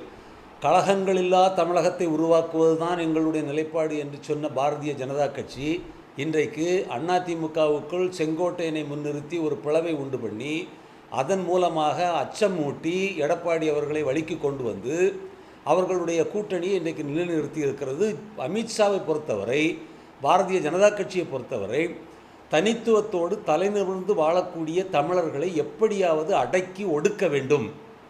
இந்த அற்பத்தனமான சனாதன வர்ணாசிரம தர்ம சித்தாந்தத்தை தமிழர்கள் மீது திணித்து தமிழர்களை அடிமையாக்க வேண்டும் என்பதுதான் அவர்களுடைய திட்டமே தவிர அவர்களுக்கு வேறு எந்த அரசியல் நோக்கம் கிடையாது. அதிகாரத்தை கூட அவங்க விரும்பலை. தமிழர்கள் தலைநிமிர்ந்து நிற்கக்கூடாது, வாழக்கூடாது. அதற்கு இன்றைக்கு எடப்பாடி அவர்கள் பலியாகி இருக்கிறார். இந்த நீட் தேர்வு என்பது முழுக்க தேவையற்ற ஒன்று. பல்லாயிரக்கணக்கான கோடி ரூபாயை செலவு செய்து ஆசிரியர்களை நியமித்து ஒரு கல்வி கட்டமைப்பை உருவாக்கி 1ஆம் வகுப்பு முதல் 12ஆம் வகுப்பு வரை அற்புதமான ஒரு கல்வியை ஈடுபடுத்தி கல்வி திட்டத்தை நிலைநிறுத்தி அது முடியும் போது இல்லை 12ஆம் வகுப்பில் வாங்கக்கூடிய மதிப்பெண்கள் அர்த்தமே கிடையாது, நீ நீட் தேர்வை எழுது. அங்கே போனால் நீட் தேர்வுகளை போனால் கம்மலை கலத்துங்கிறான், மூக்குத்தியை கலத்துங்கிறான், சட்டையை கலத்துங்கிறான், ஜட்டியை கலத்துங்கிறான். இதெல்லாம் பற்றி எந்த அரசியல் திமுக பேசவே இல்லை. என்னடா நடக்குங்க? ஒரு என்ட்ரன்ஸ் எக்ஸாம் நடத்துருக்கீங்களா? அசிங்கமாக பண்ணிக்கிட்டு இருக்கீங்கன்னு இது வரைக்கும் எந்த அரசியல் தலைவரும் இந்த அரசியல் கட்சிகளும் பேசலை. திமுக சொன்னது உண்மை.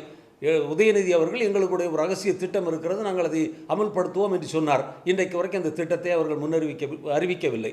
இன்றைக்கு அதிமுக இப்படி சப்பை கட்டி கொண்டிருக்கிறார்கள். இந்த திமுக அதிமுகவும் இன்றைக்கு ரெண்டு பேரும் சேர்ந்து தமிழ் மக்களுக்காக உழைக்கக்கூடிய மாறி ஆண்டிருக்கக்கூடிய இந்த இரண்டு கட்சிகளும் அவற்றினுடைய தலைவர்களும் சேர்ந்து இன்றைக்கு ஒரு முடிவுக்கு வருவோம். தமிழ்நாட்டில் நீட் தேர்வை அமல்படுத்த மாட்டோம், மும்மொழி கொள்கை அமல்படுத்த மாட்டோம் என்று சொல்லக்கூடிய முதல்வர் நீட் தேர்வு தமிழ்நாட்டில் நடக்காது என்று சொல்லலாமே.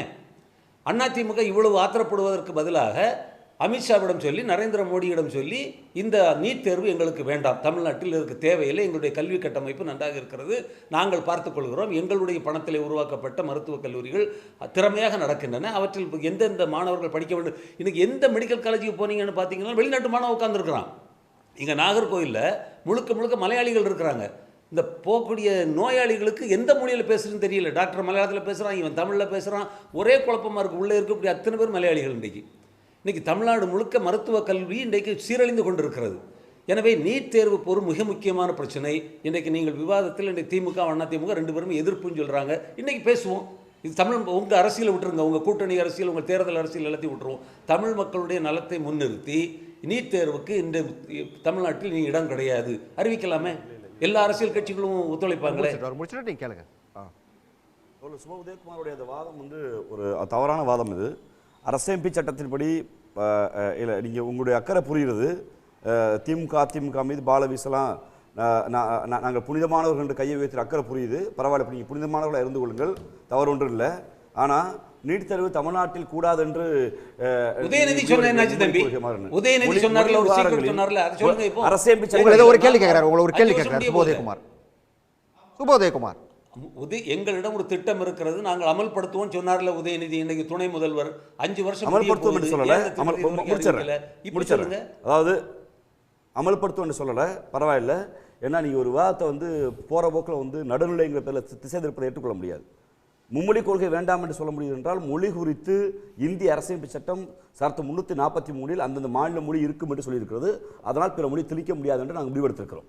ஆனால் கல்வி பொதுப்பட்டியலுக்கு போன பின்பு, ஆல் இண்டியா மெடிக்கல் கவுன்சில் என்று கொண்டு வந்த பின்பு, தேர்வை நடத்துகிற பல்கலைக்கழகங்களை ஒன்றிணைக்கிற வேலையை பல்கலைக்கழக மானியக் குழுக்கள் ஏற்றுக்கொண்ட பின்பு, அதில் மாநில அரசு தலையிட முடியாது என்று அரசியலமைப்பு சட்டமும் அதை மேடோவர் செய்து வந்த ஒன்றிய அரசு சட்டங்களும் பல்வேறு இடத்துல இருக்குது. அதனால் நாங்கள் ஏதோ கைகட்டி வேடிக்கை பார்த்துட்டு நீ வேணாம்னு சொல்லுங்கள், திண்டுக்கல் பூட்டை போட்டு ஆளுநர் மலையை பூட்டிட்டா இங்கே முடியாதுங்கிற சீமான் மாதிரியான கற்பனை வார்த்தைகளை பதில் சொல்ல முடியாது. இது அரசியலமைப்பு சட்ட விதிகளுக்கு உட்பட்டு தான் வாதம் செய்ய முடியும்.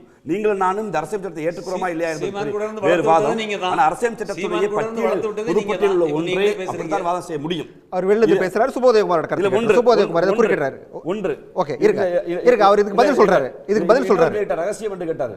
ரகசியம் என்பது திராவிட முன்னேற்ற கழகம் ஆட்சிக்கு வந்த பின்பு இந்த ஜனநாயக நாட்டில் போய் அதாவது நான் திண்டுக்கல் பூட்டை போட்டு பூட்டிடுவேன், வெடிகுண்டு வச்சிருவேன், தனிநாடு கேட்பேன், அது அல்ல. அதற்கு மாறாக அழுத்தம் கொடுப்பது, போராடுவது, சட்டமன்றத்தில் போராடுவது, வாதாடுவது, அதை அத்தனையும் திராவிட முன்னேற்ற கழகத்தில் அரசு செய்தது. எங்கள் இளைஞரணி செயலாளர் சொன்ன ரகசியம், எடப்பாடி பழனிசாமி மாதிரி 7.5 விழுக்காடு இடஒதுக்கீட்டு சட்டத்தை 6 மாதம் கிடப்பில் கொடுத்தார் ஆளுநர். எங்கள் கூட்டணி கட்சிகள் பொதுவுடைமை இயக்க தோழர்களும் திராவிட முன்னேற்ற கழகத்தை தோழர்களும் ஆளுநர் மாளிகையை முற்றுகையிட்டு அந்த சட்டம் என்னன்னு கேட்ட பின்னாடி தான் ஆளுநர் எடுத்து எங்கே அனுப்பினாரு? டெல்லிக்கு அனுப்பினார். இங்கே நீட்டு குறித்து விலக்கு தீர்மானம் போட்டமே என்னாச்சுன்னு கேட்டபோது நீதிமன்றத்தில் போய் திராவிட முன்னேற்ற கழகத்தில் வழக்கறிஞர் வில்சன் வாதாடி தான் நீதிமன்றத்தில் தமிழ்நாடு அரசு சொல்லிச்சு அந்த சட்டம் காலாவதி ஆச்சுன்னு. அதாவது மக்கள் மன்றத்தில், ஜனநாயக மன்றத்தில் மக்களுக்காக போராடுவது, தொடர்ச்சியாக போராடுவது, அந்த தேர்வு வேண்டாம் என்று போராடுவது, அதுதான் எங்கள் ரகசியம். மக்கள் ஜனநாயக நாட்டில் ரகசியம் என்ற ஒரு அரசியல் சொல்லை பிடித்துக் கொண்டு நீங்கள் அரசியல் ஆவணி செய்யலாம் என்று எண்ணி விடாதீர்கள் தோழர்களே. ரொம்ப முக்கியமா, ஜனநாயக நாட்டில் நீட் வேண்டாம் என்று இதுவரை போராடுகிறோம், இயக்கம் நடத்துகிறோம். வேற என்ன வரலாம் சொல்லுங்களேன், என்ன தீர்வு வச்சிருக்கீங்க நீங்க? சொல்லுங்க, ஒரு தீர்வு சொல்லுங்க. நீங்க சுபோதயகுமார் உங்களுக்கு அரசியலமைப்பு சட்டம் இருக்கட்டும். இன்னைக்கு வேற ஒண்ணும் இல்ல. இந்த விவாதத்துல திமுகவும் அதிமுகவும் 2 கட்சியினுடைய மிக முக்கியமான கட்சியினுடைய பெரிய கட்சியினுடைய இந்த ரெப்ரசன்டேட்டிவ்ஸ் வந்திருக்கிறீங்க. நீங்க உங்க கட்சிகள்கிட்ட சொல்லி அடுத்த தேர்தல் களத்துல நீட் தேர்வுக்கு எதிராக நாங்கள் இந்த 2 கட்சிகளும் நிலைப்பாடு எடுக்கிறோம், அதற்காக 2 கட்சிகளும் நிலைப்பாடு எடுத்திருக்கிறோம். மாறி மாறி ஆண்டிருக்கீங்களப்பா, 60 வருஷம் மாறி மாறி ஆண்டி என்ன நிலைப்பாடு எடுத்திருக்கோம், போராடுறோம். அதனால இங்க அந்த தேர்வு கூடாது என்று மக்கள் மன்றத்தில், சட்டமன்றத்தில், நீதிமன்றத்தில் வாதாடுகிறோம். வேற என்ன பண்ணலாம் சொல்லுங்க. நீங்க நீங்க என்ன பண்ணலாம் சொல்லுங்க, தீர்வு சொல்லுங்க. 2 கட்சிகளும் சிற்றரசர்கள், நீங்க தீர்வு சொல்லுங்க. நாங்க போராடுறோம், சட்டமன்றத்தில் தீர்மானம் போடுறோம், பாராளுமன்றத்தில் வாதாடுறோம். அவர் முடிச்சிட்டு வாதாடுறோம். என்ன பண்ணலாம் அவர் பேசுறது கேட்கல முடிச்சிட்டு சுபோதயகுமார் முடிச்சிட்டு என்ன பேச விடுங்க தம்பி, பேச விடுங்க. திமுக முகம் ஆளுங்கட்சி, நீங்க மற்றவங்கள பேச விடணும். இந்த பாருங்க 2 திமுக அண்ணா திமுக சுபோதயகுமார் நீங்க பதில் சொல்லுங்க. நீங்க சொல்லுங்க. கணக்கான சிற்றரசர்களும் பண்ணையார்களும் உருவாகி இருக்கிறீங்களே தவிர தமிழ் மக்களுடைய எந்த பிரச்சனையும் இல்ல. இல்ல இல்ல இல்ல என்ன சிற்றரசு, என்ன பண்ணையார்? பெரும் புரியல, என்ன சிற்றரசு, என்ன பெரும் சொல்லுங்க. சிற்றரசர்கள், இல்ல, கோடீஸ்வரர்கள். கவனம். வார்த்தையில கோடீஸ்வரர்கள் என்ன சிற்றரசு உருவாகிருக்கீங்க. அடுத்து நீங்களும் ஒரு இல்ல, கோடீஸ்வரர் ஆயிருவீங்க. வார்த்தையில கவனம். நீங்களும் ஒரு சிற்றரசு கோடீஸ்வரர் பண்ணாருன்னா ஆயிருவீங்க. என்ன சீக்கிரம் சொல்லுங்க. ஆயிட்டு இருக்கீங்கன்னு கேள்விப்பட்டேன். புரியல, சிற்றரசு பண்ணியாருன்னா என்ன? ரெண்டு கட்சிகள் திமுகவும் அண்ணா திமுகவும் தமிழ்நாட்டை மாறி மாறி ஆண்டு பெரும் பண்ணையார்களாக எப்படி திமுகவுல ஒரே சுயேட்சையில வேலுமுருகன் சுத்திக்கிட்டு இருக்கிறான். நீட் தேர்வு பற்றி ரெண்டு கட்சிகள் ஒரு தீர்மானம் போடுங்க. நீட் தேர்வு என்ன தீர்மானம் போடல? என்ன தீர்மானம் போடல? தமிழ் இல்ல, என்ன தீர்மானம் போடல சொல்லுங்க. அரசியல் தீர்மானம் போடல எங்களுக்கும் தெரியும்.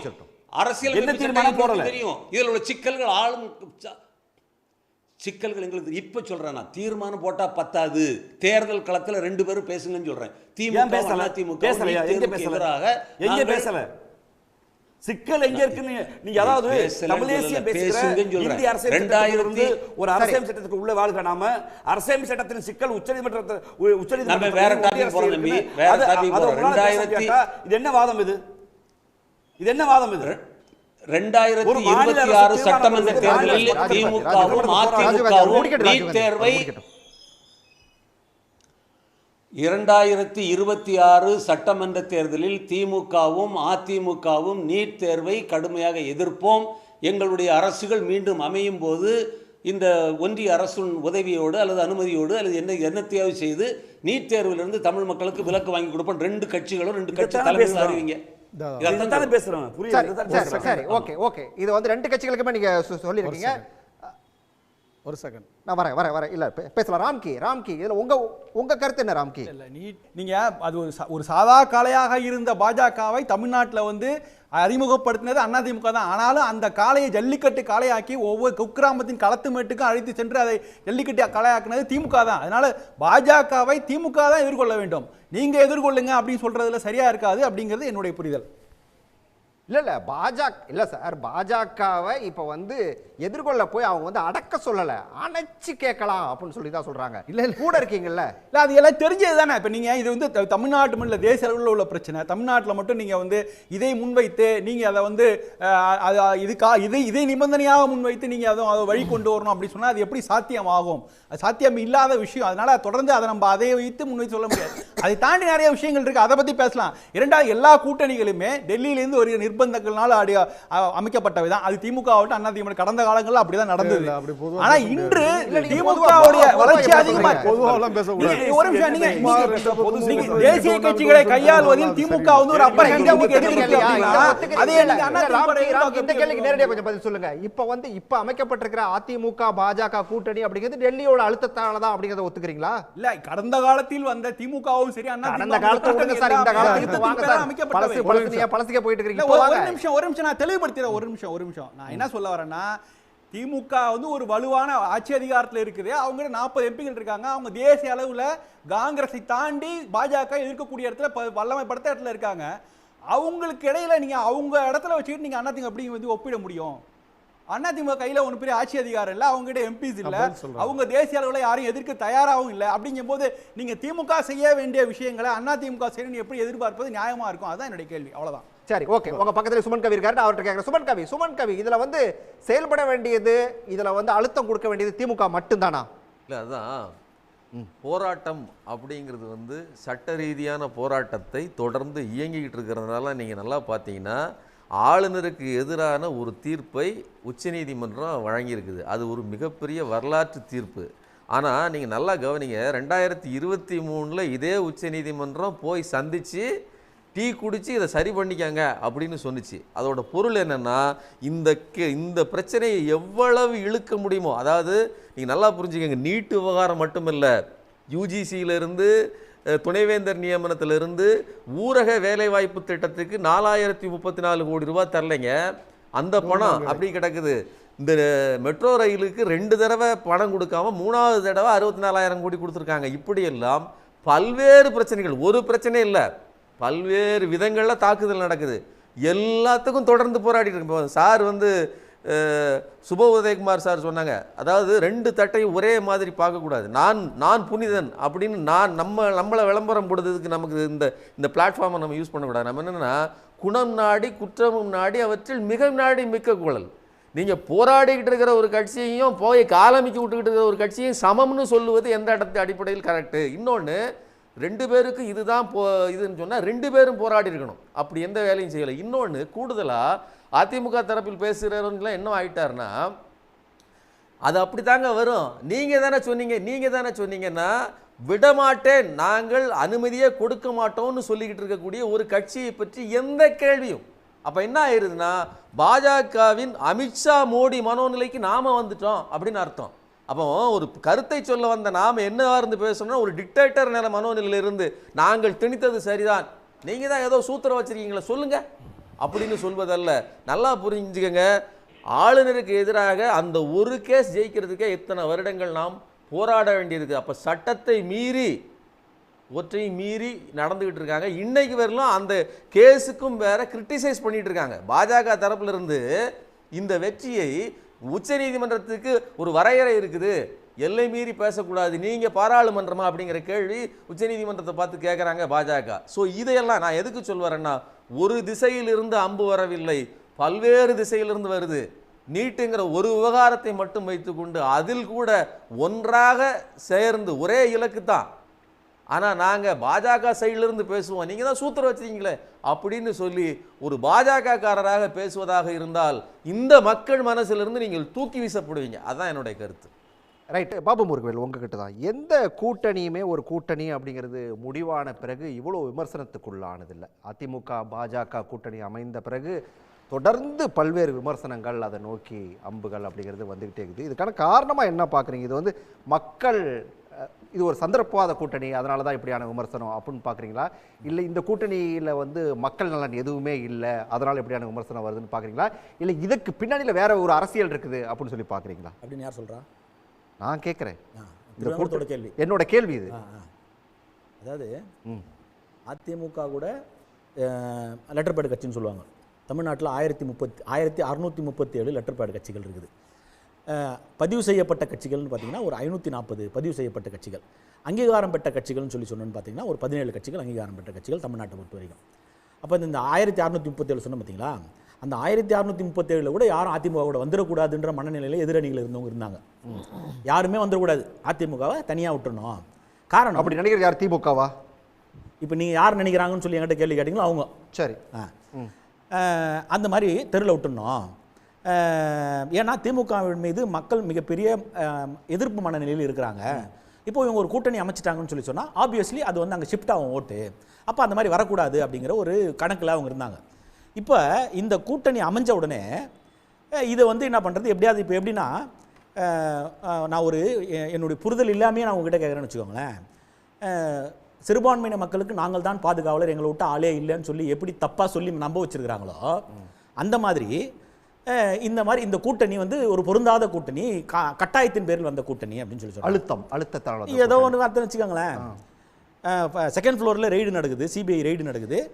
கீழே 2011 கூட்டணி இறுதி போய் செய்யப்பட்டு 63 இடங்கள் கொடுக்குறாங்க. அப்போ என்ன கட்டாயத்தில் வந்துச்சோ அப்படின்னு நாங்கள் சொன்னோமோ அதே கட்டாயத்தில் நீங்கள் சொல்கிறீங்கன்னு நான் எடுத்துக்கிறேன். நான் அதை காங்கிரஸுக்கு 63 சீட்டு யோசிச்சு பாருங்க, எந்த காலத்துலையுமே யாரும் கொடுத்தது இல்லைன்னு வச்சுக்கோங்களேன். அப்போ அந்த மாதிரி ஒரு கூட்டணி அமைஞ்சது இன்றைக்கி மிகப்பெரிய எதிர்ப்பு ஒரு மக்களிடத்தில் வந்துடும். இது ஒரு மிகப்பெரிய ஒரு வெற்றி கூட்டணியாக மாறிவிடும் எதிர்காலங்களில். இப்போ 2 பேர் தான் இருக்கிறாங்க, இன்னும் வருங்காலம் வந்துருவாங்க. அப்போ இது வந்து மக்கள் மனதில் ரிப்பீட்டடாக ஒன்று சொல்லிக்கிட்டே இருந்தோம்னு வச்சுக்கோங்களேன். அப்போ அது வந்து ஒரு எதிர்வினையை உண்டாக்கும் அப்படிங்கிறது ஒரு சைக்காலஜிக்கல் சிம்பிளுங்க. திமுகவுடைய அரசியல் ஸ்ட்ராட்டஜியை உணர்ச்சிகளை வைத்து தான் அரசியல், வேற ஒன்றும் கிடையாது. தமிழ் எல்லாருக்குமே இருக்கும். என் தாய்மொழி நான் முடிக்கவே இல்லைங்க, என் தாய்மொழி தமிழ். நான் எங்கே போனாலும் என்னுடைய மொழி அதுதான். எனக்கு நீ சொல்லி எனக்கு அதை உறிஞ்சி வர வைக்க வேண்டிய அவசியம் இல்லை, தன்னால் எனக்கு வந்துடும். எனக்கு அது எனக்கு தேவையில்லை. அதே போல் இனம், மொழி, கலாச்சாரம் இதெல்லாம் எங்களுதுங்க. நமக்கு இதுக்கு நீங்கள் சொல்லி இதை வைத்து ஒரு இது எப்படி நான் பார்க்குறேன்னா, புலிக்கு பயந்தவங்களாம் என் மேலே வந்து படுத்துங்கன்ற கதை தான் திரு ஸ்டாலினோடது. அதுபோல் இந்த கூட்டணியை ஏதோ ஒரு காரணத்தை சொல்லி இது எப்படியாவது நம்ம டைலூட் இன்னும் வரும்ன்றீங்களா? இன்னும் வரும்னா யார் வருவாங்க? காலம் இருக்குல்ல. நான் இப்போ நான் இறுதி செய்யலை. நம்ம இது 2 கூட்டணி சேர்ந்திருக்கும். இந்த கூட்டணி அதுவும் பார்த்தீங்கன்னா ஜென்ரலாக வந்து உள்துறை அமைச்சரே சொல்கிறாரு, தமிழ்நாட்டை பொறுத்தவரை அதிமுக தேமுதிக எந்த முடிவு ஒன்று எடுக்கல. இல்லை, நான் அந்த அளவுக்கு நான் ஆள் இல்லை. நான் அது இறுதி செய்யக்கூடிய அளவுக்கு எனக்கு உரிமையும் கிடையாது, அதை சொல்லக்கூடிய இடமும் இது இல்லைன்ற நான் நினைக்கிறேன். நான் ஒரு சாதாரணமான ஆளாக தான் நான் பார்க்குறேன். அப்போ அப்படி இந்த மாதிரி ஒரு மிகப்பெரிய ஒரு மெகா கூட்டணியாக வந்து விடுமோ என்கிற ஒரு அச்சம் அவர்களிடத்தில் இருப்பதன் காரணமாகத்தான் இது போல் தொடர்ந்து இதை செய்கிறாங்க. நான் என்ன சொல்கிறேன்னா, 2016 அண்ணன் திருமா தோழர் சிபிஎம், சிபிஐ இவர்கள் எல்லாம் ஒரு கூட்டணியில் அண்ணன் வைகோ எல்லாம் இருந்து பேசின மேடையில் நானும் இருந்தேன். 2வது வரிசையில் அமர்ந்திருந்தோம். அன்றைக்கு சட்டமன்ற உறுப்பினராக இருந்திருக்கிறேன். 2வது வரிசையில் இருந்தோம். இவங்களாம் என்ன பேசுனாங்கன்றது எனக்கு தெரியும். அப்போ ஒருத்தரை ஒருத்தர் அரசியல் ரீதியாக எதிர்வழியாற்றுகிற போது, தாக்குதல் செய்கிற போது, ஏன் நாங்கள் அன்றைக்கி அப்படி பேசுனீங்க, நீங்கள் இப்படி இருக்கீங்கன்னு சொன்னால் யாரும் யாரோடமே கூட்டணி வைக்க முடியாது. தமிழக அரசியலை பொறுத்தவரை யாருமே வைக்க முடியாது. 2014 நாடாளுமன்ற தேர்தலிலே காங்கிரஸ் ஒரு தொங்கு சதை என்று சொன்னார்கள். இன்றைக்கு காங்கிரஸோடு பயணிக்கிறார்கள். திமுகவோட கூட்டணி வைத்தால் என்னுடைய கல்லறை கூட என்னை மன்னிக்காது என்று சொல்லலாம் அண்ணன் வைகோ. இன்னைக்கு அவரோட பயணிக்கிறார். நீங்க ஏன் அன்னைக்கு அப்படி சொன்னீங்க, நான் அவர்கிட்ட கேட்க முடியாது. சூழ்நிலைகள் இறுதி செய்கிறது. ஒருவருடைய கூட்டணி அமைவதை சூழ்நிலைகள் தான் இறுதி செய்யும். ஆனால் ஒவ்வொரு கட்சிக்கும் கொள்கை என்பது வேறு, கூட்டணி என்பது வேறு. மினிமம் காமன் ப்ரோக்ராமில் தான் ஒரு தேர்தலில் நம்முடைய ஒட்டுமொத்த ஒரு 10 கட்சி இருக்கிறாங்க. இந்த 10 கட்சிக்கும் பிரதான எதிரி யார், அந்த பிரதான எதிரியை வீழ்த்துவதற்குண்டான களம் எது, அந்த களத்தை நாம் எவ்வாறு கட்டமைக்க போகிறோம், அவ்வளவுதான். இப்ப எதிரணியில் இருப்பவர்களுக்கு பிரதானமான எதிரி யார் என்று பார்க்கிற போது அனைத்து அண்ணா திராவிட முன்னேற்ற கழகம். அப்ப அந்த அனைத்து அண்ணா திராவிட முன்னேற்ற கழகம் யாரோடு சேரலாம், சேரக்கூடாது என்பதை நாம் முடிவு செய்வோம். யாரோடு சேர்ந்தால் அதை எப்படி மாற்றுவது என்பதை வார்த்தை ஜாலத்தால் நம்ம எப்படி கொண்டு செல்வோம் என்கிற அந்த கையாடல் தான் இப்போது நடைபெற்றுக் கொண்டிருக்கிறது. அப்படி இருக்கிற போது இந்த கூட்டணி பொருந்தாத கூட்டணி, இது அழுத்தத்தால் வந்த கூட்டணி, அப்படிலாம் நம்ம என்னைக்குமே சொல்ல முடியாது. அப்ப என்னுடைய கல்லறை கூட மன்னிக்காது என்று சொன்ன வைகோவுக்கு எந்த அழுத்தத்தை நீங்கள் கொடுத்தீர்கள்? அதிமுகவும் திமுகவும் நாட்டை குடிகாரலாக்கி இருக்கிறது என்று அண்ணன் திருமா சொன்னார். அவருக்கு எந்த அழுத்தத்தை நீங்கள் கொடுத்திருக்கிறீர்கள்? எந்த கட்டாயத்தின் பேர் உங்களிடத்தில் கூட்டணியில் இருக்கிறார்? அப்போ அவருடைய கொள்கைகள் என்பது வேறு, அவருடைய கட்சி என்பது வேறு. திரு ஸ்டாலின் என்ன சொல்றாருன்னா, எங்களுடைய ஒத்த கொள்கையுடைய கூட்டணின்னு சொல்லி சொல்றாரு. எப்படி 10 கட்சிகள் எப்படி ஒரே கொள்கையோடு ஒரு கூட்டணி அமைக்க முடியும்? அப்படி இருக்கவே முடியாது. வார்த்தைகள், தவறான வார்த்தைகள் பயன்படுத்தப்படுகிறது. அப்படி இருக்க முடியாது. அப்ப நீங்க சொன்னா இப்ப முடிச்சிடும், நீட் தேர்வு நின்றுடும் சொல்லி சொன்னா, இப்போ நான் இன்னைக்கு கூட்டணி நேற்று தான் சேர்ந்து ஒரு கூட்டணி, உடனே நீங்க சொல்லுங்கன்னு சொல்றீங்க, நியாயமானது, நான் ஒத்துக்கிறேன் இல்லைன்னு சொல்ல. ஏன்னால் தமிழகத்தில் இருக்கக்கூடிய அனைத்து கட்சிகளுடைய ஒட்டுமொத்த எண்ணம் தமிழ்நாட்டுக்கு நீட் தேவையில்லை, மும்மொழி கொள்கை தேவையில்லை என்பது, நம்ம எல்லாருமே வக்ஃபு சட்ட திருத்த தேவையில்லை என்பது அனைத்து கட்சிகளுக்கும் ஒரு பொதுவான ஒரு விஷயம். அதுல எந்த விதமான மாற்று கருத்து கிடையாது. பாபு அவர்கள் வச்சு அதற்கான அழுத்தத்தை அதிமுக கொடுக்குன்னு சொல்லியிருந்தா இப்ப வந்து ராஜீவ்காந்தி இவ்வளவு பேசிருக்க மாட்டாரு. அது வர முடியவே இல்லை. நான் ஏன் திமுக கார மாதிரி நீங்க பேசுறீங்க? நான் பேசல திமுக கார மாதிரி. இல்ல, முதல்ல 2 பேரும் அவ்வளவு ஆக்ரோஷமா பேசிருக்கீங்க, அதனால சொல்றேன். இல்ல, அதுதான் சொல்றேன் நான். எப்படின்னா அந்த மாதிரி நீங்க அழுத்தம் கொடுக்கணும், நாங்க வந்து கட்டாயத்தின் பேர் நீங்க சொன்னா நாங்க கூட்டணி வைக்கிறோம் சொல்லி சொல்லிங்களா? தொடர்ந்து ஆல்மோஸ்ட் ஒரு 9 வருஷமா நீங்க பயணம் பண்றீங்க. காவேரியிலே ஒரு ஆணையம் அமைத்து உச்சநீதிமன்றம் சொல்லி இருக்கிறது 172.16 டிஎம்சி ஒவ்வொரு ஆண்டும் இந்த மாதத்திற்கு இத்தனை டிஎம்சி தண்ணீர் திறக்க வேண்டும் என்று சொல்லி இருக்காங்க. இன்னைக்கு வரைக்கும் திறந்தாங்களா? காங்கிரஸோடு நாங்கள் கூட்டணி வைக்க மாட்டோம் என்று சொல்வதற்கு உங்களுக்கு துணிச்சல் இருக்கிறதா? முல்லை பெரியாறில் 156 அடியாக உயர்த்த வேண்டும் என்று உச்சநீதிமன்றம் தீர்ப்பு வழங்கி இருக்கிறது. 152 அடி தான் இன்றைய வரையில் இருந்து கொண்டிருக்கிறது. இன்னைக்கு நாங்கள் முடியலன்னு சொல்லி சொல்றோமே, அதை நீங்க சொல்லி உங்களால் அங்க கட்டாயப்படுத்தி 156 அடியாக உயர்த்த வேண்டும், உயர்த்தினால் தான் கம்யூனிஸ்டுகளோட கூட்டணி என்று உங்களால் சொல்ல முடியுமா? அது முடியாது. காரணம், அந்தந்த மாநிலத்துக்கு என்று ஒரு அரசியல் இருக்கிறது. அந்த அரசியல்களை அவர்கள் கைவிட்டார்கள் என்று சொன்னால் அந்த மாநிலத்தில் அவர்கள் அரசியல் செய்ய முடியாது. அதனால் நீங்க எல்லாத்தையும் போட்டு குழப்பி மக்களுக்கு ஒரு தவறான புரிதலை உண்டு செய்யாது. தயவு செஞ்சு நியாயமான அரசியலை, நேர்மையான அரசியலை, நேர்மறையான அரசியலை கையில் எடுக்கணும்னு சொல்லி சொல்றோம். ரைட், லெனின் காலமும் தேவையும் சூழ்நிலையும் தான் முடிவு செய்யும் அப்படிங்கறது. எதுக்கு எடுத்தாலும் போன தேர்தலில் முதல் கையெழுத்து போடுவோம், எங்களுக்கு அந்த சூத்திரம் இருக்கிறதுன்னு சொன்னதையே பிடிக்கிறாங்க. நான் கேட்குறேன், அதிமுக ஆட்சி அமையுமானால் தனி ஈழம் மலரும்னு அவங்க செல்வி ஜெயலலிதா பேசினாங்க. அதுக்கு பிறகு எத்தனையோ முறை பார்த்துட்டோம். எடப்பாடியார் காலம் வரலையும் என்ன நடந்தது, அதுக்காக என்ன முன்னெடுப்படுத்தீங்கிறத விளக்கணும் மக்கள்கிட்ட. ஒரு தேர்தல் நடவடிக்கையில் மிக தெளிவாக ஒரு கூட்டணிங்கிற முறையில் பாசிசம் அட் தி டோர், கதவுக்கு வெளியில் பாசிசம் கதவை தட்டிக்கிட்டு இருக்கு. இந்த நேரத்தில் அனைவரும் ஒருங்கிணைந்து அதை முறியடிக்க வேண்டும், இல்லைன்னா இருக்கிற ஜனநாயகம் பழுதுபட்டு போய்விடும், அநேகமாக சர்வாதிகாரத்தை நோக்கி போயிடுங்கிற அந்த புரிதலில் தான் டிஃபரன்ஸில் நாங்கள் எல்லாம் ஒன்று சேர்ந்துருக்கிறோம். அந்த ஒற்றை புள்ளியில் நாங்கள் சேர்ந்துருக்கோம். உதாரணத்துக்கு காங்கிரஸ், யூபிஏ, நீங்கள் இப்போ இருக்கிற இந்தியா கூட்டணி, தெளிவாக ராகுல் காந்தி வந்து பேசினார்ல, நாங்கள் ஆட்சிக்கு வந்தால் நிச்சயம் நீட் இருக்காது, விளக்கு அளிப்போம். உங்களால் பேச சொல்ல முடியுமா? நாங்கள் எங்கள் கூட்டணி சாதனை பண்ணியிருக்கோங்க, போன நாடாளுமன்ற தேர்தலில் வந்திருந்தால் எடுத்திருப்போம், எங்களால் சொல்ல முடியும். இப்போ சொல்கிறேன், உங்களால் அதை முன் நிபந்தனையாக விதித்து நாங்கள் வந்தால் மத்திய உள்துறை அமைச்சரை சொல்லுங்க, நிச்சயமாக நாங்கள் நீட்டுக்கு விளக்கு தருவோம்னு சொல்லுங்களேன். ஏன் அப்போ கொள்கை கூட்டணி, இது மக்கள் நலன் சார்ந்து அமைந்திருக்கிற கூட்டணி. பாசிசத்தை எதிர்நோக்க வேண்டும், அதை எதிர்கொள்ள வேண்டும் என்ற நிலையில் இருக்கிற சொல்ல முடியுமான்னு தான் கேட்கிறேன். அப்ப நீங்க வந்து அதற்கு பதிலளிக்க முடியாமல் இப்ப நீங்க வந்து உடனே குறுக்கு சால் ஓட்டுறீங்க பார்த்தீங்களா? நான் என்ன கேட்கிறேன், அதிமுக நான் கேட்கிறேன், இப்போ சொல்றீங்க வக்ஃபுவாதம், சிஏவுக்கு ஏங்க ஆதரிச்சு ஓட்டு போட்டீங்க? சரி, அதுக்கு இப்ப என்ன விளக்கம் சொல்ல போறீங்க? கூட்டணி தர்மம். நீங்க இப்ப அதே கூட்டணி தர்மத்துக்காக நாட்டை அடமானம் வைக்க மாட்டீங்கன்னு என்ன ஆதாரம் இருக்கு? என்ன அந்த கேள்வி எழுமா சாமானிய மக்கள்கிட்ட? சிஏஏ கூட்டணி தர்மத்திற்காக வாக்களித்தீங்க, 11 பேர்னால தாங்க சட்டம் ஆனிச்சு, இல்லைன்னா அந்த சட்டம் வந்திருக்காது. இதே எடப்பாடியார் எவ்வளவு அரசியல் புரிதலோடு சட்டமன்றத்தில் பேசினாரு, ஒருத்தர் பாதிக்கப்பட்டிருக்காரா சொல்லுங்க. நீங்க எத்தனை பேர் பாதிக்கப்பட்ட சம்பவங்கள் வந்து என்ஆர்சி அமல்படுத்தி இருந்தா என்ன ஆயிரம் எத்தனை பேர் எங்க என்ஆர்சி அமல்படுத்தாத நிறுத்துறது நாங்கங்க எங்க போராட்டம் இப்ப பாதிக்கப்பட்ட பாதிக்கப்பட்ட எத்தனை பேர் ஒரே ஒரு எனக்கு 2 பேர் சொல்லுங்களேன். சொல்லட்டுமா? முன்னாள் குடியரசு துணைத் தலைவரா இருந்தவர் யாரு? அசாம்ல அவர் பாதிக்கப்பட்டார். அவர் குடும்பமே போனுச்சு. இல்ல அவர் பேர் என்ன? ஏன்னா அவர் பேர் உங்களுக்கு தெரியல, போய் கூகுள்ல தேடுங்க. சும்மா புரியாத மாதிரி பேசாதீங்க. முன்னாள் குடியரசு தலைவர் அசாம் கம்பராமாயணத்தை எழுதிய சேக்கிழார்னு பேசக்கூடியவர்கள் இவ்வளவு அறிவுபூர்வமா எனவே அரசியல் என்பது அந்த கணத்தில் மாற்றத்திற்கான தேவை என்ன?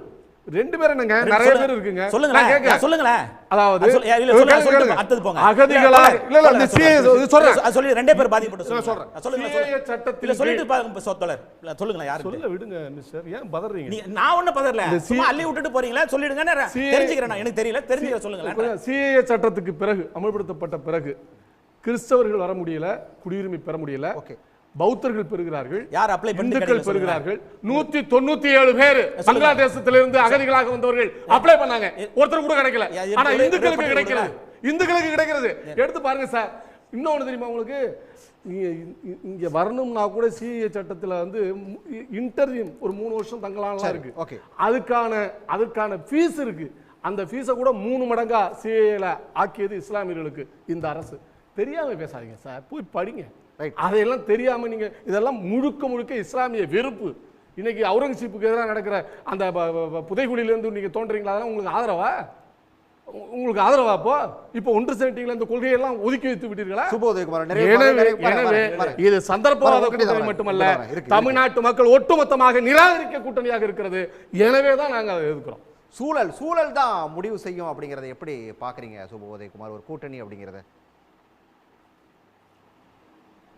நான் அதில் இப்போது சால்வ் பண்ண முடியும்னு எனக்கு தோணலை அந்த பிரச்சனையை. நான் என்னுடைய இந்த உரையினுடைய சுருக்கமாக நான் சொல்கிறேன். தொடக்கத்தில் சொன்னது போல் மாண்புமிகு தமிழக முதல்வர் அவர்கள் தமிழ் மக்களை பாதிக்கக்கூடிய பல்வேறு பிரச்சனைகளில் அருமையான நிலைப்பாடு எடுக்கிறார், தீர்மானங்கள் இயற்றுகிறார், மக்கள் மத்தியிலே பேசுகிறார். நாங்கள் அவரை மனமாற பாராட்டுகிறோம். இந்த நீட் தேர்வு போன்ற பல்வேறு பிரச்சனைகளில் இன்னும் அழுத்தமாக நிலைப்பாடு எடுக்க வேண்டும், தமிழ் மக்களுக்காக தொடர்ந்து போராட வேண்டும் என்கிறது என்னுடைய தனிப்பட்ட முறையில் ஆன நிலைப்பாடு. அதிமுக இன்னைக்கு தமிழ் மக்களுக்கு எதிரான ஒரு மிக மோசமான சந்தர்ப்பவாத பிழைப்புவாத கூட்டணிக்குள்ளே போயிருக்கிறது நாங்கள் இந்த கண்கூட பார்க்குறோம். அமித்ஷாவுக்கும் நரேந்திர மோடிக்கும் அந்த பாரதிய ஜனதா கட்சிக்கும் தமிழர்களை அடக்கி ஆள வேண்டும், அடிமைப்படுத்த வேண்டும் என்பதுதான் நீண்ட நெடுங்காலமான திட்டம், 100 கால திட்டம். அந்த திட்டத்தை பயன்படுத்துவதற்கு அதிமுகவை பயன்படுத்துகிறார்கள். அதிமுக தோழர்கள் இன்றைக்கு அதற்கு விலை போய்விட்டார்கள் என்கிற வருத்தமும் வேதனையும் எங்களுக்கு இருக்கிறது. இந்த தமிழ்நாட்டை மீண்டும் மீண்டும் கடந்த 60 ஆண்டுகளாக 50 ஆண்டுகளாக மாறி மாறி ஆண்டு கொண்டிருக்கக்கூடிய திமுகவும் அதிமுகவும் நீட் தேர்வு உள்ளிட்ட பல்வேறு பிரச்சனைகளை அட்டவணைப்படுத்தி 2 பேரும் சேர்ந்து அதில் நிலைப்பாடு எடுத்து தமிழ் மக்களுக்காக உழைத்தால் இவர்களை நம்பலாம். ஆனால் இப்படி அவர்களுக்குள் அரசியல் செய்து கொள்வதற்காக நீட் தேர்வு பற்றி இப்போ பழையபடி பேசுகிறோம். அது யாராவது ஒரு கூட்டணி ஜெயிச்சு வந்தவுடனே நீட் தேர்வு எல்லாம் காணாமல் போயிடும், எங்களுடைய பிள்ளைகள் தற்கொலை செய்து சாவார்கள், நீங்களெல்லாம் ஒரு கண்டன அறிக்கையும் ஒரு இரங்கல் தீர்மானம் போடுவீர்கள். இப்படி தமிழ் மக்களை தொடர்ந்து வஞ்சிக்காதீர்கள். தமிழ் மக்களுக்கான பிரச்சனைகளில் சேர்ந்து நிலைப்பாடு எடுங்கள். ஆண்டு அனுபவிச்சிருக்கிறீங்க, அற்புதமான வாழ்க்கை வாழ்ந்துகிட்டு இருக்கிறீங்க. உங்கள் கட்சியில் உள்ள சாதாரண ஒருத்தவங்க கூட பிரம்மாண்டமாக வாழ்ந்துகிட்டு இருக்கிறான். தமிழ் மக்களுடைய உழைப்பு, தமிழ் மக்களுடைய வளங்கள் இன்றைக்கு கொள்ளை போகுது. தமிழ்நாடு முழுக்க கொள்ளை கொள்ளை கொள்ளை. நீங்கள் 2 பேரும் சேர்ந்து என்ன அரசியல் பண்ணாதீங்கிறது தான் எங்களுடைய நிலைப்பாடு. சுமன் கவி, உங்கள் நிறைவு பார்வை. நாங்களும் தமிழர்கள் தான், தமிழ் எங்களுக்கும் உணர்ச்சி தான் அப்படின்னு சொன்னீங்கன்னா, மும்மொழி கொள்கையில் பாஜக என்ன நிலைப்பாட்டை எடுத்திருக்குது அப்படின்னு பார்த்தீங்கன்னா, ஒவ்வொரு விஷயத்துலையும் நாங்கள் தமிழர்கள் சொல்லிக்கிட்டு, அதாவது திமுக ஒரு ஓட்டுக்கட்சியாக மக்களை திருப்தி பண்ணுறதுக்காக ஏதோ ஒரு காரணத்துக்காகவாவது மக்களுக்கு ஆதரவாக நிலைநிறுத்த வேண்டிய ஒரு தேவை இருக்குது. நான் என்ன சொல்கிறேன், குறைஞ்சபட்சம் உங்களுக்கு அந்த உணர்ச்சியோடையாவது, நான் சொல்கிறேன் அதிமுகவாக இருந்தாலும் சரி பாஜகவாக இருந்தாலும் சரி, இந்த வாதத்தில் ஜெயிப்பதற்காக நம்பரை காட்டுங்க, இந்த வாதத்தில் நீங்கள் ஜெயித்து விடலாம், களத்துக்கு போங்க, அதிமுக தொண்டனை திருப்பி அடிப்பான் அப்படிங்கிறது என்னுடைய கருத்து. ராம்கி, உங்களோட பார்வை நிறைவா சுருக்கமா. திமுக கூட்டணி கட்சியில் ஒரு தடுமாற்றத்தை பார்க்க முடியுது. அதுக்கு என்ன காரணம் சொன்னால், அவங்க இதுவரைக்கும் பாஜகவை மட்டும் வந்து அவங்க எதிர்த்து அவங்களுடைய கருத்துக்கள் வெளிப்படுத்தி வந்தாங்க. இப்போ கூட்டணி ஃபார்ம் ஆனதுனால அதிமுகவும் எதிர்க்க வேண்டிய கட்டாயம் இருக்குது. அதனால் பாஜக பற்றின அந்த விஷயங்களை வந்து அதிமுக என்ன நிலைப்பாடு அப்படிங்கிற விஷயத்தை தூக்கி போடுறாங்க. அது நிச்சயமாக அதிமுக மிகப்பெரிய நெருக்கடி தான். ஆனால் நம்ம கேட்க வேண்டிய கதவு எங்கன்னா இரும்பு கதவை தட்டுங்கள். அப்போ தான் அது வந்து அது பாஜகவை தான் நீங்கள் கேள்வி எழுப்பணுடைய பதில் இருக்காங்க. கூட்டணியில் இருக்கிறார்கள். அதற்காக நீங்க அவங்க கிட்ட இருந்து என்ன பதிலை நீங்க எதிர்பார்க்க முடியும்? நீங்க கேட்க வேண்டிய கேள்விக்கு பதில் சொல்ல இடத்தில் பாஜக தான் இருக்குது. அதனால பாஜகவை தரப்பு மீது தான் நீங்கள் கேள்வியை தொடுக்க முடியும் வழிய அதிமுக கேட்டு அதனால் வந்து பதில் ஒன்று கிடைக்க போவதில்லை அப்படிங்கிறது நான் யதார்த்தத்தை நான் சொல்கிறேன். இல்லை சார், தமிழ்நாட்டு மக்களோட உணர்வு அதை வந்து நீங்கள் அதிமுக நீங்களும் பிரதிபலிங்க, நீங்கள் கூட இருக்கீங்க, அதை கொஞ்சம் சொல்லுங்கிறது தான் இவங்களோட கேள்வியாக இருக்குது. இல்லை அதை சொல்லுவாங்க. அதான் சொல்கிறார் நண்பர் ராஜீவ்காந்தி சொன்னார், கோயில் காளையாக இருந்து ஒரு முரட்டு காளையை வந்து வழி கொண்டு வரணும்னா அது கோயில் காளையாக தான் முடியும். ஸோ ஒருவேளை கோயில் காளையாக இருந்தால் அவங்க சில முயற்சி எடுக்கலாம். எடுத்து என்ன பலன் வருதுன்னு இப்போ பார்க்கலாம். ஜல்லிக்கட்டே காளை அடக்குகிற விழா தான் தமிழர். காளையை அடைக்கிறலாம் அப்படின்றாரு. ஆமா, காளை அடக்கிற முயற்சி செய்து விட்டோம். ஜல்லிக்கட்டு காளை ஜல்லிக்கட்டு காளையாவே முரட்டு காளையாவே இருக்கும் போது ஒரு ஆப்ஷன் கொடுத்து பாருங்க. ஒருவேளை கோயில் காளையால செய்ய முடியுமான்னு பார்ப்போம். வெயிட் பண்ணி பார்ப்போம். கோயில் கட்டுனா கோயில் காளை எல்லா வயல்லையும் மேய விட முடியாது. அதுக்கும் ஒரு வரைமுறை இருக்கு. கோயில் காளைனா கோயில் அளவுல நின்னா கோயில் காளை, எல்லார் நிலத்திலையும் சர்வமானியமா போய் மேய்ஞ்சிச்சுன்னா அடிச்சு தான் வரட்டுவாங்க. கோயில் காளையை பார்த்து வாய்ப்பு இருக்குது. சரி, ஓகே. மக்கள் கூடிய விரைவில் பீப் சாப்பிடுவாங்கன்னு நினைக்கிறேன். பாபு முருகவேல் பேசுகிற போது சிறுபான்மை மக்கள் பாதிக்கப்படுகிறதா இருக்காங்க, நீங்களாக வந்து புலி வருது என் மேலே படுத்துக்குன்னு முதலமைச்சர் சொல்கிறாரு அப்படின்னு இப்போ சொல்கிறாரு. பரவாயில்ல, கதையை சொல்கிறாரு. மரியாதைக்குரிய தோழர் லெனினை பார்த்து யார் பாதிக்கப்பட்டாங்கன்றாங்க.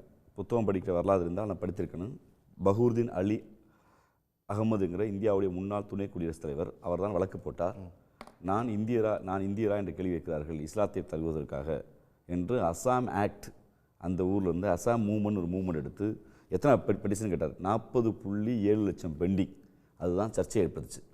ஆமாம், எங்களை சந்தேகப்படுறாங்கன்னு சொல்லி ராமநாதபுரத்துலையும் கீழக்கரையிலையும் என் அண்ணன் ஊராக இருக்கக்கூடிய விருத்தாச்சலத்தையும் கடலூர்லையும் ஆற்காட்டிலையும் எல்லா இஸ்லாமியர்களும் நாங்கள் பாதிக்கப்படுகிறோம் என்று அச்சப்பட்டார்கள். இன்றைக்கி வப்பு சட்டத்தில் போராடுறாங்க, முத்தலாக்கில் போராடுறாங்க, என்ஆர்சியில் போராடுறாங்க. இதையெல்லாம் யார் கொண்டு வர்றாங்கன்னா, ஆடு நனைதுன்னு ஓனாய் கொலைப்படுற மாதிரி பாஜக இஸ்லாமியருக்கு எதிராக மதச்சிறுபான்மை மக்களுக்கு எதிராக கொண்டு வருது. நாங்கள் இஸ்லாமியர் பாதுகாவலர் என்று நாங்கள் சொன்னால் எங்கே பாதிக்கப்பட்டாங்கன்னு அமித்ஷா கேட்குற கேள்வியவே வேற இங்கே அண்ணாவின் படத்தை கொடியில் வைத்துக்கொண்டு அதிமுக கேட்டால் நாங்கள் என்ன சொல்வது? ஒன்று, மொழி இனம் பேசுனது பேர் அண்ணா. மொழி இன உணர்வை எங்களுக்கு கற்றுக் கொடுத்தது தந்தை பெரியார், முத்தமிழர் கலைஞர். அந்த வழியில் தான் பெரும் மரியாதைக்குரிய எம்ஜிஆர் அவர்களும் இருந்தார்கள். மொழி இனம்னாவே கசக்குதுன்னா அதிமுக தயவு செய்து வேற இங்கே அண்ணாவின் படத்தை கொடி எடுத்து விட்டு அமித்ஷாவின் படத்தை மாட்டுங்கள். அதுதான் சரியாக இருக்கும். சொல்ல வரீங்க? இல்லை, அதாவது புரிதலே இல்லாமல் தம்பி பேசுகிறாப்புல. எனக்கு ஏற்கனவே என்னுடைய தாய்மொழி தமிழ், என்னுடைய இனம் என் தமிழ் இனம், என்னுடைய கலாச்சாரம் தமிழ் கலாச்சாரம், என்னுடைய பண்பாடு தமிழ் பண்பாடு. இதை நீங்க வந்து புதுசா எனக்கு சொல்லித்தர வேணாம்னு நான் சொல்றேன். இவரோட புரிதல்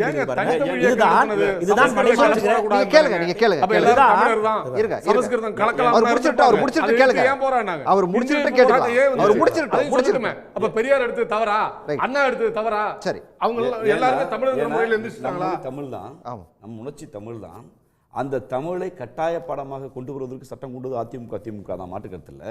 இன்னைக்கு இருமொழி கொள்கைன்னு இன்னைக்கு எடப்பாடி ஏன் உள்ள அறிவிக்கிறாரு? 3வது மொழியாக ஹிந்தியை படிங்க, 3வது மொழி ஹிந்தி இருக்காதுன்னு எல்லாரும் அப்பட்டமாக சொன்னாங்க. இந்த மகாராஷ்டிராவோட சூடு போட்டுருச்சு. 3வது மொழியாக ஹிந்திக்கு தாங்க வாய்ப்பு இருக்க பண்ணு. அப்போ இந்தியை திணிக்கிற போது தான் இந்திக்கு தமிழ்நாட்டில் ஆதிக்கமாக நீங்கள் எல்லோரும் வாருங்கள் நாட்டினரே, நம்மளுக்கு தீமை வந்த பின் இந்த தேகமருந்த லாபம் உண்ட விந்தை மொழி எங்கள் மொழி, அதை வீர தமிழ் மக்கள் ஆவி என்போம். இந்திக்கு செல் இருந்துடுவார், அந்த ஈனரை காரி உமிழ்த்திடுவோம், எப்பக்கம் வந்து புகுந்து விடுமே, இந்திய எத்தனை பட்டாலும் கூட்டி வரணும். செத்து போனது திமுக அதிமுக பொதுவுடைமை கட்சி சேர்ந்த எல்லா தோழர்கள் தான். அப்போ அவங்க போராட்டத்தை கொச்சப்படுத்துறாரா? அப்போ கொச்சப்படுத்தி நீங்கள் மொழி அரசியல் பற்றி சொல்கிற பேசுகிற அமித்ஷா அரசியலை, மோடி அரசியலை நியாயப்படுத்துனீங்கன்னா நாங்கள் யாரை சந்தேகப்படுவது? மோடியை கொண்டாந்து தோளில் தூக்கி சுமந்து தோழர் தெளிவாக சொன்னார், இந்திய ஜனநாயகத்தின் மீது, இந்திய அரசியல் சட்டத்தின் மீது, இந்தியாவின் மீது ஒரு பயங்கரவாத தாக்குதல் நடத்துகிற மோடியை நீங்கள் வீட்டுக்கு கூட்டி வந்தால் நீங்கள் முரட்டுக்கலையாக இருந்தாலும் கோயில் கலையாக இருந்தாலும் அடிமாட்டுக்கு போக வேண்டிய நிலைமை தான் தமிழ்நாட்டை பொறுத்தவரை. இப்போ மும்மொழி கொள்கைக்கு ஒரு தீர்மானம் கொண்டு வராங்க. அதுக்கு அதிமுக வந்து நம்ம வந்து கிடையாது. யாருக்கு தான் கொண்டு வராங்க? பிரச்சனை பிரிய மாட்டேங்கிறாரு. கொண்டு வரே உங்க எஜமான் முதலாளி அமித்ஷா ஆதரிக்கிறாரு. அதிமுக சார்பா ஆதரிக்கிறாரு. அப்ப நாங்க வந்து அண்ணன் கம்பல்சன் பாவங்க. ஆதரிச்சோன்னு இல்ல, சொன்னது அண்ணன் போய் பாவம். இல்ல, அதெல்லாம் நீ தம்பி அண்ணன் பாவம். அதெல்லாம் ஒண்ணு இல்ல. உன்னை நினைச்சாலும் பாவமா இருக்கு. நீங்க கேட்ட பாவம், கேள்வி திமுகல போய் வந்து உன்னோட அறிவு பாவம். உன்னோட அறிவை இளமை எல்லாம் திமுகல வீணடிச்சிட்டு இருக்கேன். பாவம். எனக்கு பாவமா இருக்கு. சரி, தனிப்பட்ட தேவையில்லாம தாக்குதல் பாவம், அடிமையா வேண்டாம். இருக்கேன். எனக்கு பாவமா இருக்கு. தேவையில்லாம உங்க கொத்தடிமையா மாறிட்டியே. பரம்பரை பத்திரம் எழுதி கொடுத்து அடிமையா இருக்கேன். தனிப்பட்ட எனக்கு பாவமா தாக்குதல் இருக்கு. வேண்டாம், அமித்ஷா தனிப்பட்ட பா- தாக்குதல் அமித்ஷா வேண்டாம். நிகழ்ச்சியை போடுங்க. முடிக்கலாம் நினைக்கிறேன். நன்றி சார், நன்றி. விவாதத்தில் பங்கேற்ற அனைவருக்கும் நன்றி. மீண்டும் ஒரு நிகழ்ச்சியை சந்திக்கலாம் நேயர்களே. நன்றி, வணக்கம். உடனுக்குடன் செய்திகளை தெரிந்து கொள்ள சன் நியூஸ் பெல் ஐகானை கிளிக் பண்ணுங்க.